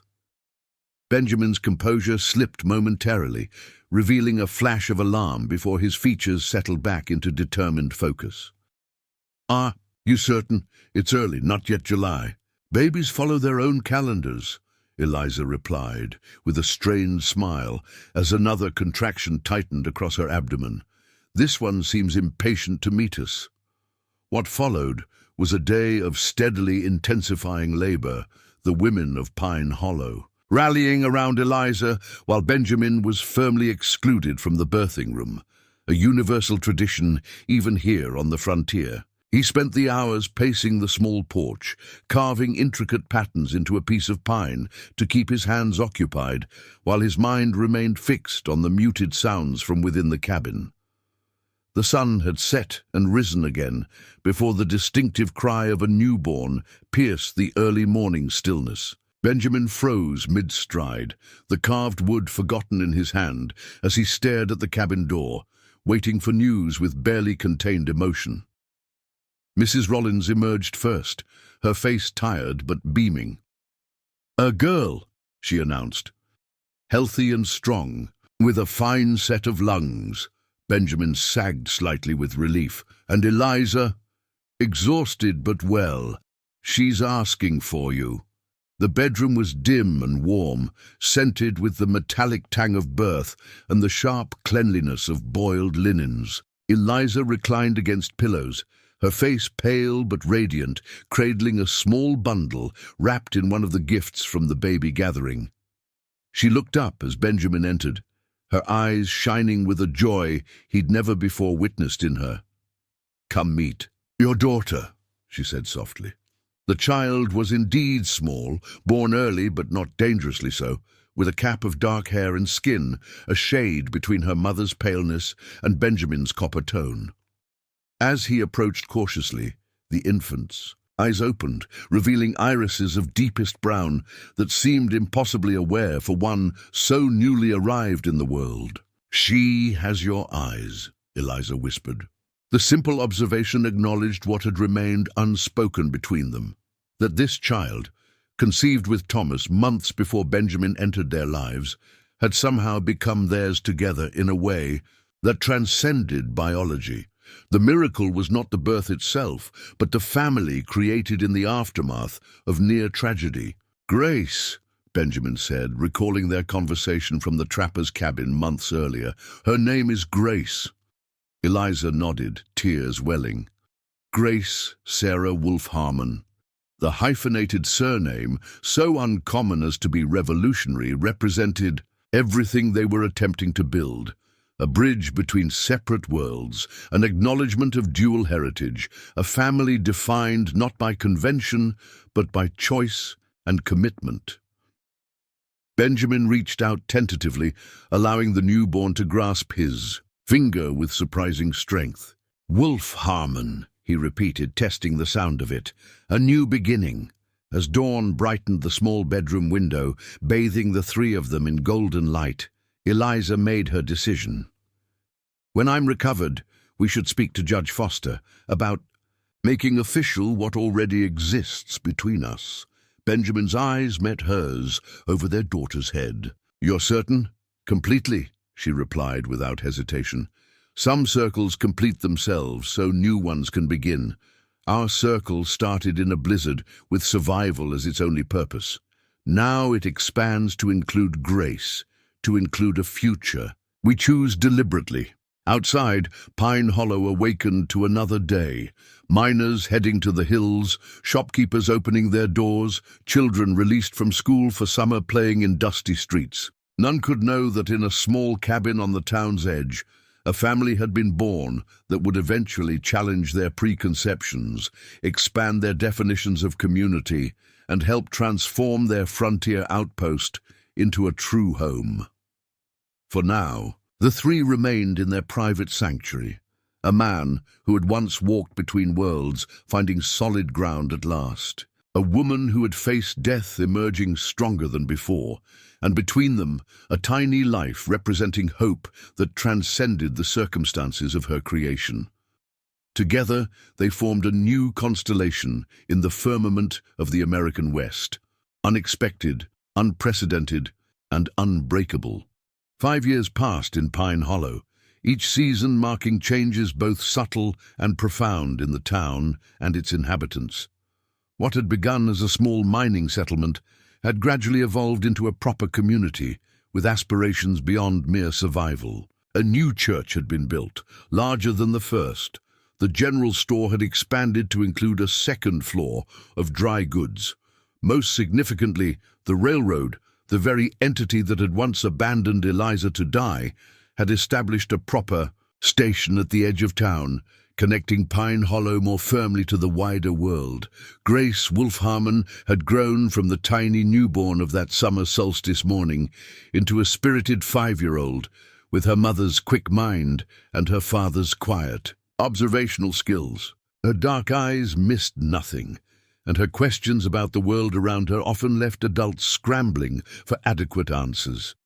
She moved between the white and native communities with an ease that neither of her parents could claim, accepted by, both in a way that spoke to the integration she represented. The Wolfe Harmon home had expanded as well. With Benjamin's carpentry skills and Eliza's steady teaching income, They had gradually added rooms to the original cabin. A proper bedroom for Grace, a covered back porch that served as Benjamin's workshop during inclement weather, and most recently, a small library where Eliza prepared lessons and stored the growing collection of books ordered from Denver and even as far as Chicago. Their marriage, performed by Judge Foster 3 months after Grace's birth, had initially created the expected ripples of controversy. Several families had temporarily withdrawn their children from Eliza's classroom in protest. The town council had held a special meeting to discuss the propriety of a mixed-race couple teaching impressionable youth. But, as Mrs. Rollins had predicted, practicality ultimately prevailed over prejudice. Eliza's skill as an educator proved too valuable to sacrifice to outdated sensibilities, and Benjamin's contributions to the town's growth, from hunting to construction, to his developing role as an intermediary with the native communities in the region, made the family increasingly central to Pine Hollow's prosperity.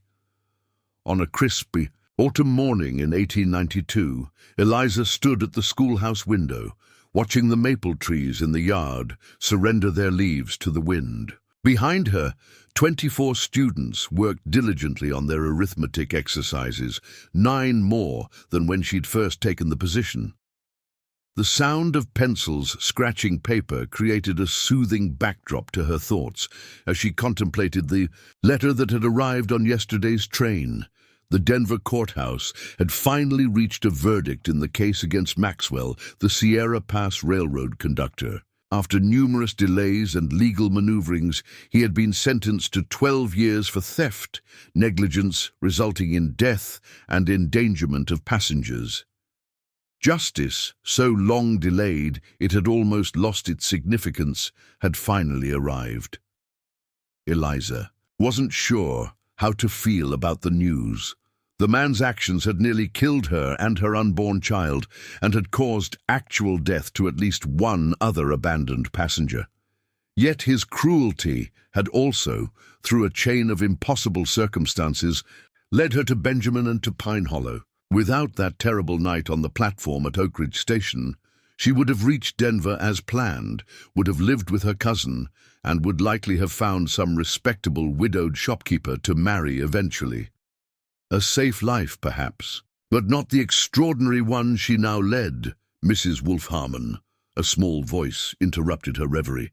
Young Emma Wilson stood beside her desk, arithmetic slate in hand. "I finished the problems.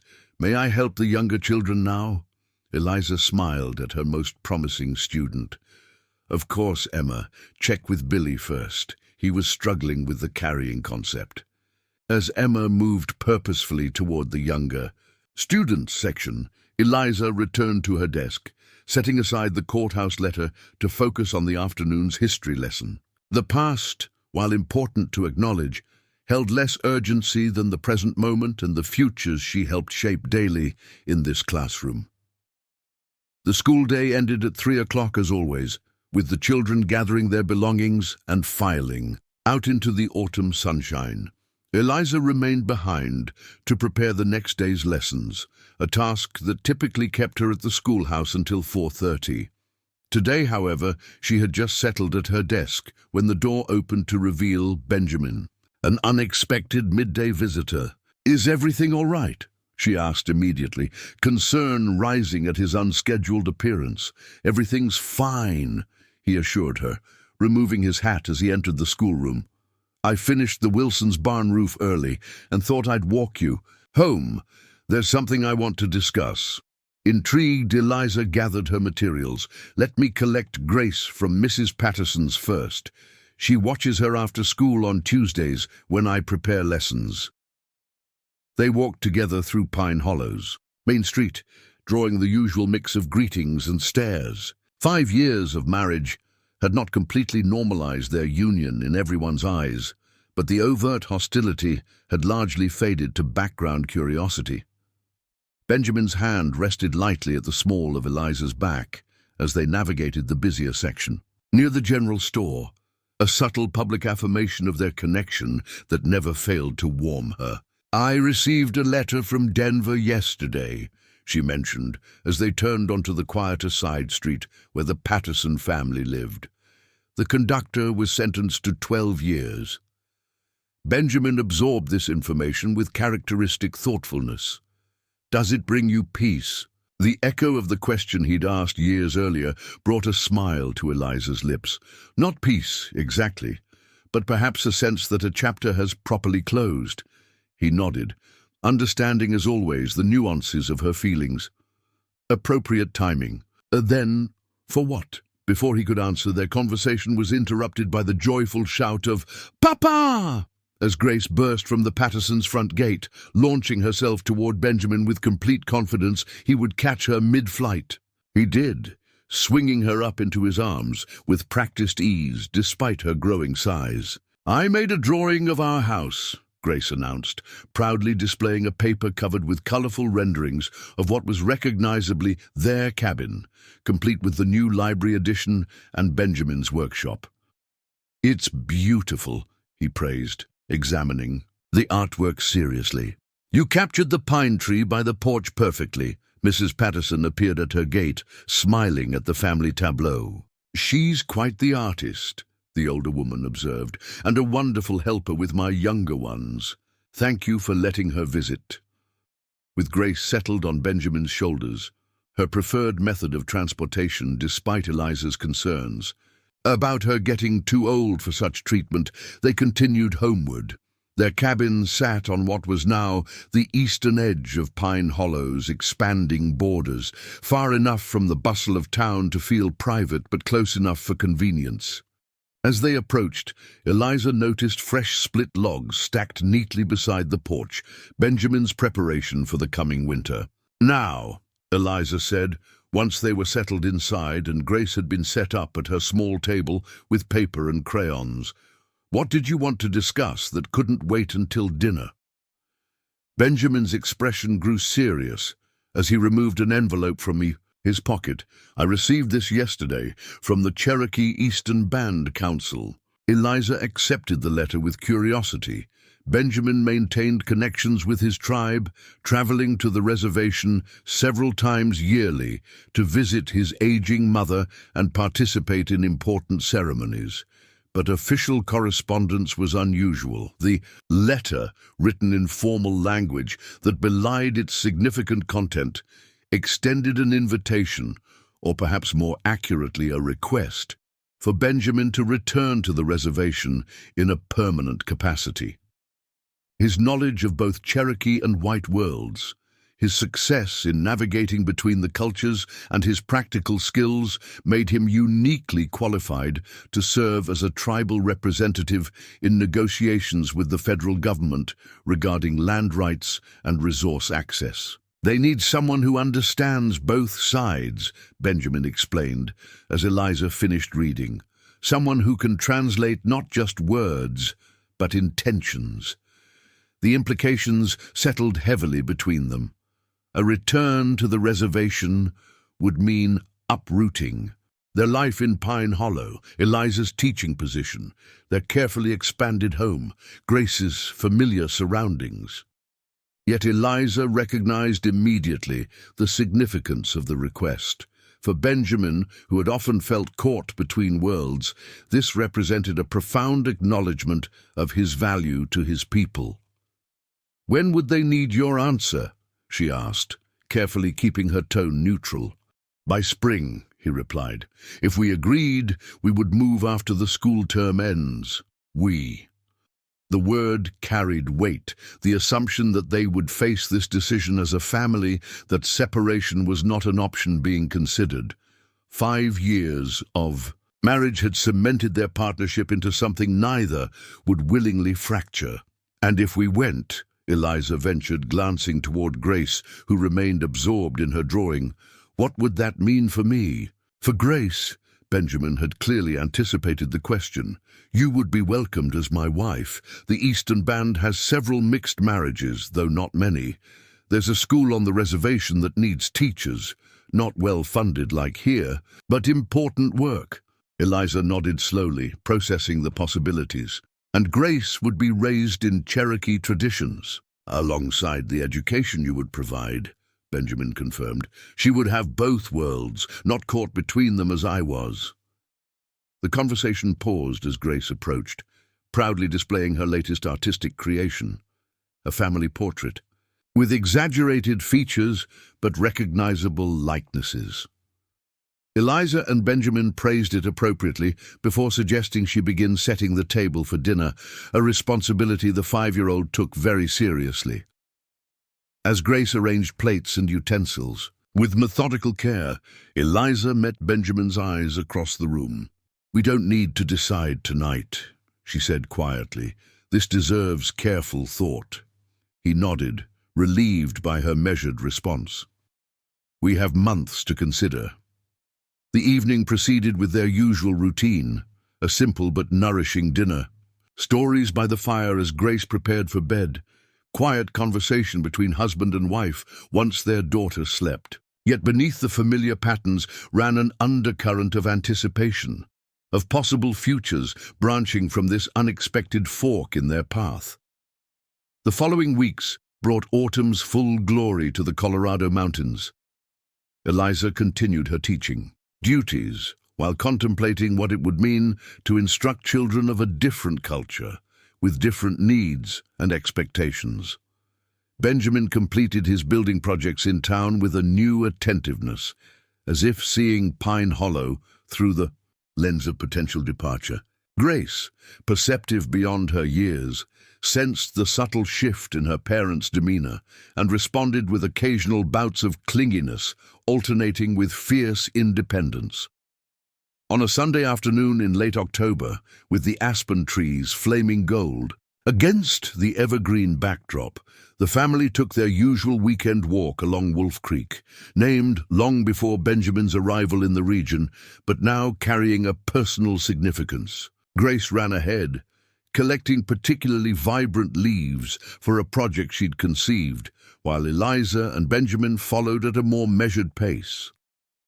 "I visited Judge Foster yesterday," Eliza said, as they rounded a bend in the creek. "Asked him about legal considerations if we moved to the reservation." Benjamin glanced at her with interest. "What did he say?" "That our marriage remains legally recognized regardless of location," she replied. "But that property ownership becomes complicated. On reservation land, our cabin here would need to be sold rather than held in absence." The practical approach to the possibility revealed more than direct questioning could have. Eliza was genuinely considering the move, weighing tangible factors rather than merely entertaining the idea to respect his heritage. "There would be challenges," Benjamin acknowledged. "The reservation has fewer comforts than Pine Hollow. The government agent who oversees tribal affairs can be difficult, and some traditionalists might view you with suspicion initially." Eliza smiled slightly. "I faced suspicion before, when I first came to Pine Hollow, when we married, when I continued teaching afterward." "This would be different," he cautioned. "You would be the minority there, not me." She nodded, understanding the subtle but significant distinction, a reversal of experiences. They walked in silence for a moment, watching Grace balance on a fallen log, arms outstretched like a tightrope walker. The child represented what was possible when different worlds combined, not a dilution of either heritage, but a unique strengthening, like the iron-carbon alloys Benjamin had learned to work with at the blacksmith's forge. "There's something else to consider," Eliza said carefully. "Something I've only recently confirmed." Benjamin turned to her, suddenly alert to the change in her tone. "Grace will have a sibling by summer," she said simply. "I visited Dr. Matthews yesterday." Joy transformed Benjamin's typically reserved expression. 5 years earlier, he had entered Grace's life after her birth, embracing the role of father. Without the biological connection, this child would be different. Theirs, together from conception, a physical manifestation of their union. "How do you feel?" he asked, his hand reaching for hers. "Well," she assured him, "stronger than with Grace, and more certain of my path." They stood together beside the creek, hands linked as they watched their daughter, now joined in spirit by the promise of another child, another extension of their unlikely family. The decision before them had gained additional complexity, additional weight. A Cherokee birth, Benjamin mused thoughtfully. There are ceremonies, traditions. My mother would know them all. Eliza squeezed his hand. Tell me, as they continued. Their walk, Benjamin shared the Cherokee beliefs surrounding birth, the sacred connections between mother and child, the community responsibilities toward new life, the naming ceremonies that acknowledged a soul's arrival into the physical world. Eliza listened intently, recognizing the beauty in these traditions so different from her own cultural background. By the time they called Grace to join them for the return home, something had shifted in Eliza's consideration of their possible future. What had initially seemed a sacrifice of her established life in Pine Hollow now revealed itself as an opportunity, a chance for their children to experience a heritage that would otherwise remain distant and abstract, known only through Benjamin's stories rather than lived experience. That evening, after Grace had been tucked into bed with her collected leaves carefully pressed between the pages of a heavy book, Eliza and Benjamin sat before the fire in the comfortable silence of long partnership. "I think we should go," she said finally, her voice steady with conviction. "Not because you need it or because I'm willing to sacrifice, but because it's right for our family, for Grace, for the new baby." Benjamin studied her face in the firelight, searching for any hesitation behind. Her words, "You're certain?" "I've built my life around teaching children to understand the world," she replied. "What better way to expand my own understanding than to immerse our family in a different way of seeing, of knowing? We can always return to Pine Hollow someday if the reservation proves too difficult." The decision, once articulated, seemed to settle around them like a mantle, not constraining but clarifying, defining the next chapter of their extraordinary journey together. From a chance encounter in a deadly blizzard to a cross-cultural family preparing to bridge worlds once more, their path had never followed expected routes, but had instead carved new possibilities through seemingly impassable terrain. Winter arrived, early that year, as if eager to remind them of where their story had begun. The first heavy snow fell in November, transforming Pine Hollow into a white blanketed version of itself. As Benjamin added logs to the fire and Eliza prepared a letter formally accepting the Cherokee Council's invitation, Grace pressed her face to the window, watching snowflakes swirl in patterns only she could discern. "Mama," she called suddenly, "is this like the snow you were lost in when Papa found you?" The question, innocent yet profound, drew both parents' attention. They exchanged a glance, recognizing the perfect circle their journey had created, from a desperate struggle against winter's fury to a warm home contemplating a snowy evening with their daughter. "No, sweetheart," Eliza answered, moving to join Grace at the window. "That snow was dangerous because I was alone. This snow is beautiful because we're together." Benjamin joined them, his hand resting lightly on Eliza's shoulder where the new life grew beneath her heart. Outside, the snow continued to fall, covering Pine Hollow's familiar landscapes with transformative white, not erasing what lay beneath, but revealing new contours, new possibilities in what had seemed fully known. Like the snow, their future on the Cherokee reservation would reshape their understanding of family, of community, of belonging. It would challenge them in ways Pine Hollow never could, would demand growth and adaptation and courage. But as they stood together, watching winter's beautiful transformation, Eliza felt only anticipation for the journey ahead.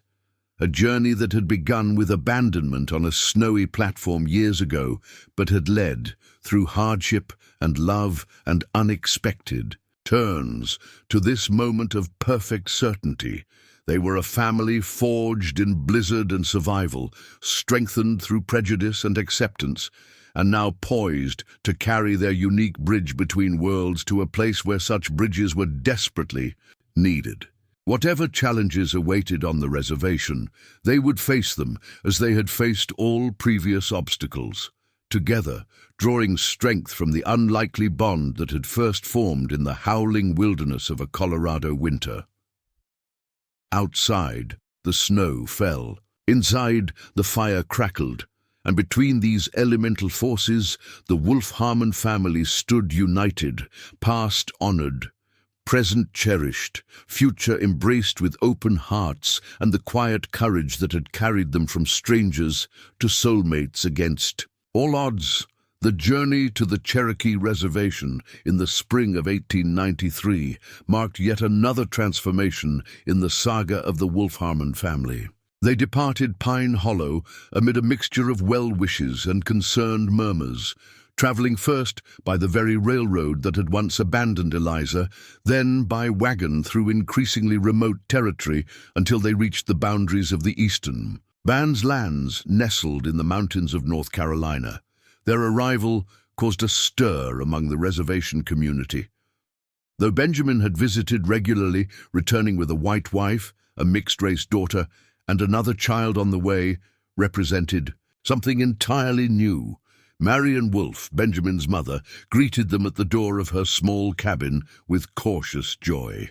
At 73, her face mapped with the deep lines of a difficult life, she embodied the resilience that had allowed the Eastern Band to survive when many of their people had been forced westward decades earlier. "So you have come home," she said to Benjamin in Cherokee before switching to careful English for Eliza's benefit, "and brought your family good." The simple acceptance from this family matriarch eased their transition. Marion, standing in the tribe, as the widow of a respected elder and mother of a successful son, provided a buffer against the initial wariness some community members displayed toward Eliza. Within days, arrangements had been made to construct a cabin for the growing family on land adjacent to Marion's, allowing privacy while maintaining the close family connections valued in Cherokee culture. Eliza's pregnancy progressed well, despite the challenges of adapting to reservation life. The absence of conveniences she had taken for granted in Pine Hollow, readily available medicines, variety in foodstuffs, the social network of supportive women she had cultivated, was offset by the remarkable knowledge of her mother-in-law, whose understanding of herbal remedies and traditional birthing practices had been preserved through generations of Cherokee women. "The baby moves differently than Grace did," Eliza observed one evening, as she and Marion sat shelling beans on the porch of the older woman's cabin. "More forceful, somehow." Marion nodded knowingly. "A son. He announces himself strongly." Whether intuition or experience guided this pronouncement, Eliza couldn't say, but she found herself accepting the older woman's certainty. A son would bring balance to their family, a brother for Grace, a male heir for Benjamin's lineage, in a culture where such connections held particular significance. Grace, with the adaptability of childhood, had integrated into reservation life with remarkable ease. Within weeks, she was playing with the Cherokee children, absorbing their language with the effortless facility only the very young possess. Her mixed heritage, which had occasionally marked her as different in Pine Hollow, became an asset here, a living bridge between cultures that children accepted without the complications adults imposed. Benjamin's role as tribal representative quickly proved more demanding than anticipated. The federal government, increasingly interested in the resources found on tribal lands, sent a succession of agents with proposals that required careful scrutiny. Benjamin's ability to read between the lines of legal documents, to understand the white negotiators' unstated intentions, and to translate cultural concepts in both directions, made him invaluable to the tribal council. "They offer money for timber rights," he explained to Eliza after a particularly grueling session. but the contract would give them access to sacred grounds they claim not to know exist. "And if the tribe refuses?" Eliza asked, recognizing the familiar pattern from stories of other reservations. "They hint at forced relocation again," Benjamin replied, the strain evident in his voice. "Empty threats, most likely. But the elders remember the trail of tears. Fear is a powerful negotiating tool." These pressures made Benjamin's presence at the reservation all the more meaningful, but also heightened Eliza's awareness of the precarious position indigenous communities occupied in a nation expanding with little regard for prior claims or ancient connections to the land. By late summer, with Eliza's pregnancy in its final weeks, she had established herself as a teacher in the reservation's small school. The federal government provided minimal funding for basic education, reading, writing, arithmetic taught in English, with the explicit goal of assimilation. But Eliza quietly expanded the curriculum to include Cherokee history and cultural knowledge. Collaborating with tribal elders to preserve traditions the official curriculum sought to erase. "You walk a dangerous line," Benjamin cautioned when he learned of these additions. "The Indian agent visits the school regularly." "Then we'll be especially careful during his visits," Eliza replied, with the quiet determination that had carried her through wilderness, prejudice, and now this new challenge. These children deserve to know their own history, not just the version approved by Washington. Her stance, potentially controversial for a white teacher, earned her growing respect among the tribal members who had initially viewed her with suspicion. By subtly resisting the assimilationist policies embedded in her official position, Eliza demonstrated an understanding of the cultural erosion threatening the Cherokee way of life, and a willingness to stand against it despite her own background. When labor began on an August night filled with the songs of katydids and whippoorwills, Eliza found herself surrounded by a circle of support unlike anything she had experienced with Grace's birth. Marion took charge, assisted by two other older women whose knowledge of childbirth practices had been passed down through countless generations. Benjamin, initially relegated to pacing outside as was custom in Pine Hollow, was instead invited to participate in specific ways, providing support behind Eliza as she knelt in the traditional birthing position, speaking encouragement in a mixture of Cherokee and English, offering the ceremonial water at precise moments in the labor. James Thomas Wolfe Harmon entered the world as dawn broke over the mountain ridges, announcing his arrival with a powerful cry that seemed to validate Marion's earlier prediction. Unlike the clinical efficiency of Grace's birth under the supervision of Pine Hollow's midwife, this delivery incorporated spiritual elements that connected the newborn to both his ancestral heritage and the natural world surrounding them. "He comes between worlds," Marion pronounced as she washed the infant in water infused with sacred herbs.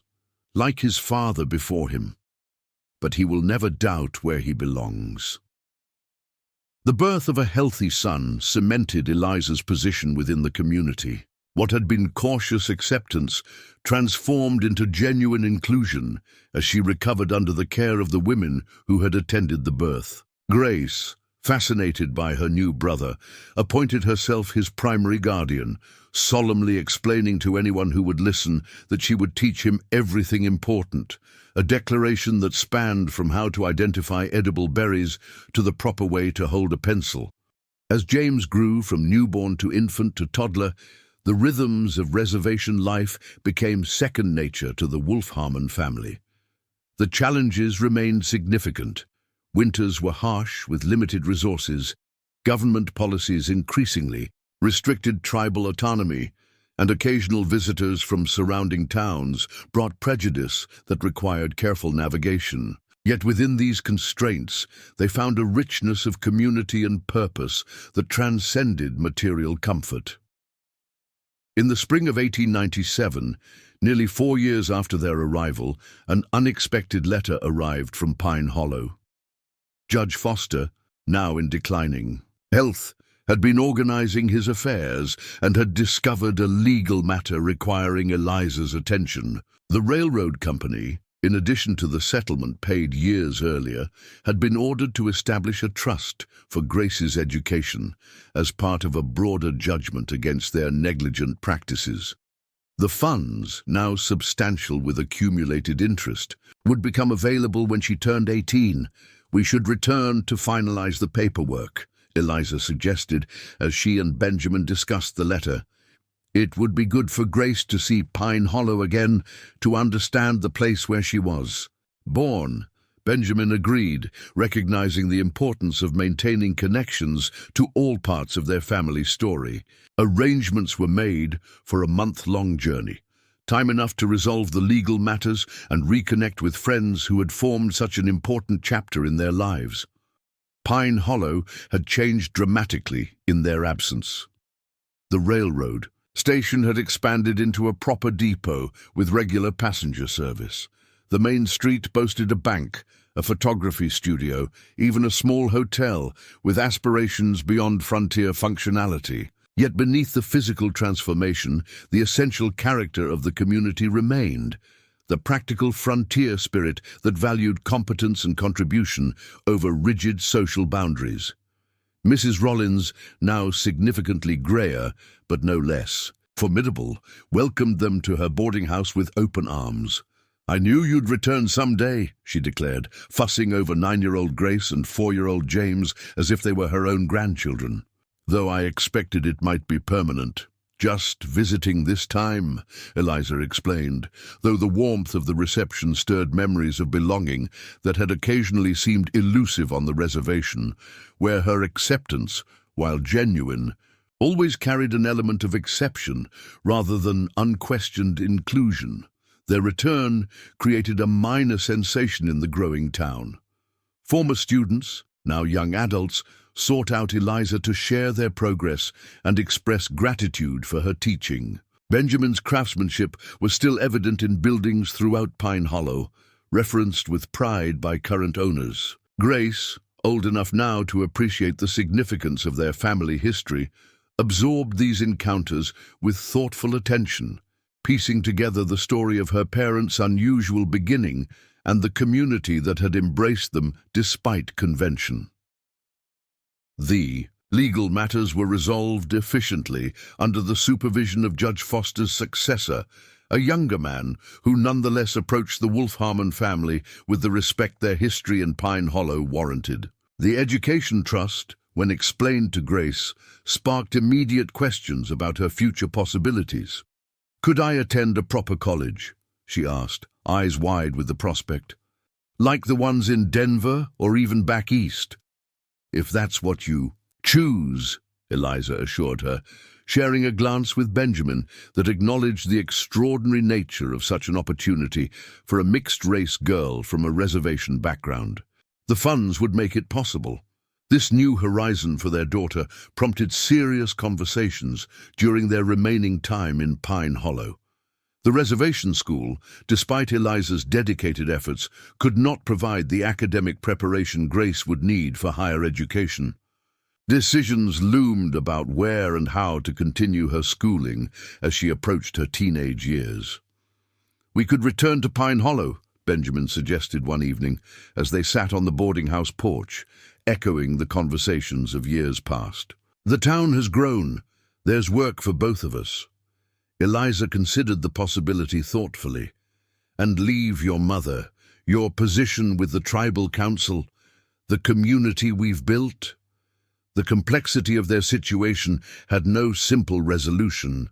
Their family had successfully bridged worlds, but the practical requirements of maintaining footings in both presented ongoing challenges. Grace's educational needs pulled in one direction, James's immersion in Cherokee culture, and Benjamin's tribal responsibilities in another, while Eliza's teaching called her to serve wherever the need was greatest.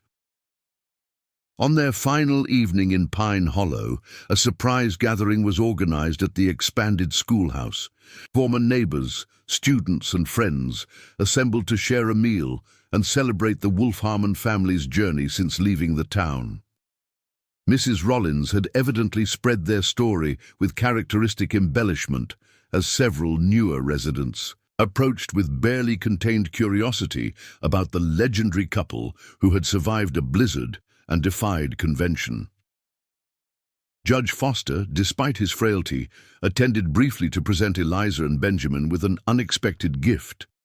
The deed, too, a small parcel of land on Pine Hollow's outskirts. "I held it in trust," he explained, "hoping you might someday return, even partially. It's well situated, close enough for convenience, but private enough for peace." The gesture offered a potential solution to their dilemma. A foothold in Pine Hollow, where Grace could access better education while maintaining their primary residence on the reservation. A bridge between worlds, much like their family itself. As they prepared to depart the following morning, Grace paused on the platform of the train station that now stood where a simple platform had once deposited her pregnant mother in a deadly storm. "This is where it began," she said with the solemnity of a child grasping historical significance. "Where Mama was abandoned and Papa found her." "Not quite here," Benjamin corrected gently. "Many miles north at a much smaller station. But the same railroad, yes." Grace considered this, her expression thoughtful beyond her years. "So we're taking the same train that tried to harm Mama back to our home." "Full circle," Eliza murmured, struck by her daughter's perception. What was meant for harm became the start of something beautiful.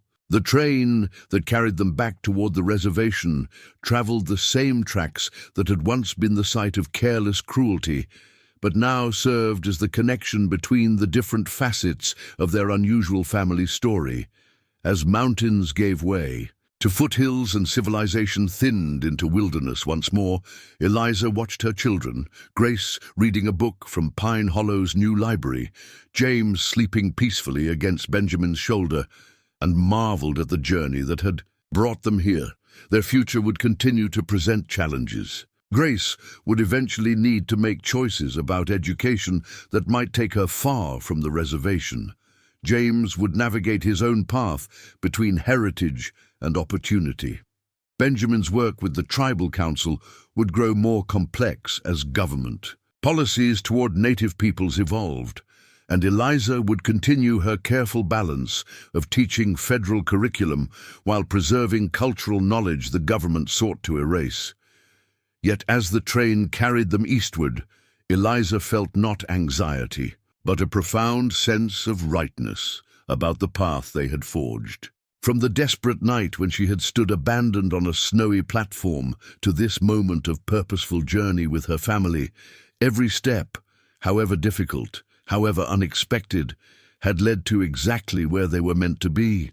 The land in Pine Hollow would provide an anchor, a secondary home where Grace could eventually continue her education. The reservation would remain their primary residence, where James could absorb his Cherokee heritage and Benjamin could serve his people. And Eliza would continue to bridge these worlds, teaching in both places, maintaining the connections that sustained their unusual family. As the train rounded a bend, revealing a vista of mountains touched with the first hints of autumn color, Benjamin reached across to take Eliza's hand. No words were needed between them.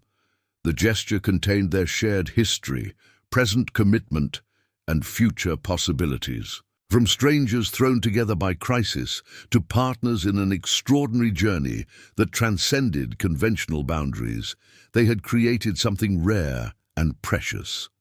A family defined not by circumstance or convention, but by deliberate choice and unwavering dedication. The conductor, not the cruel man who had abandoned Eliza years ago, but a younger, more courteous employee of the reformed railroad, passed through their car, announcing the next station. Benjamin nodded acknowledgement while Eliza smiled at the symmetry. Once, a conductor's heartless decision had threatened everything. Now, another's simple courtesy facilitated their journey home. Grace looked up from her book, catching her mother's smile.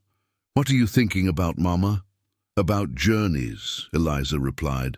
"About how the path forward isn't always clear, but moving forward with courage is what matters most." The child nodded with unexpected understanding before returning to her reading. Beside Eliza, Benjamin squeezed her hand gently, silently affirming the wisdom in her words. Outside the window, the wilderness rolled past, the same mountains, where they had once fought for survival, now serving as the backdrop for their family's continuing story. Different terrain lay ahead, new challenges and opportunities waiting to be navigated with the same determination that had carried them through blizzard, prejudice, and cultural divides. What had begun in desperation on a snowy night had blossomed into a legacy of bridge building, between cultures, between communities, between seemingly irreconcilable worlds. As the train carried them forward into that legacy's next chapter, Eliza felt not the chill of uncertainty, but the warmth of knowing they faced it together, their family's strength forged in the very storm that had once threatened to destroy. Everything full circle indeed, not ending where they began, but transforming difficulty into purpose, abandonment into belonging, and an accidental encounter into a deliberate, meaningful journey that would ripple through generations to come. Up next, you've got two more standout stories right on your screen. If this one hits the mark, you won't want to pass these up. Just click and check them out, and don't forget to subscribe and turn on the notification bell so you don't miss any upload from us.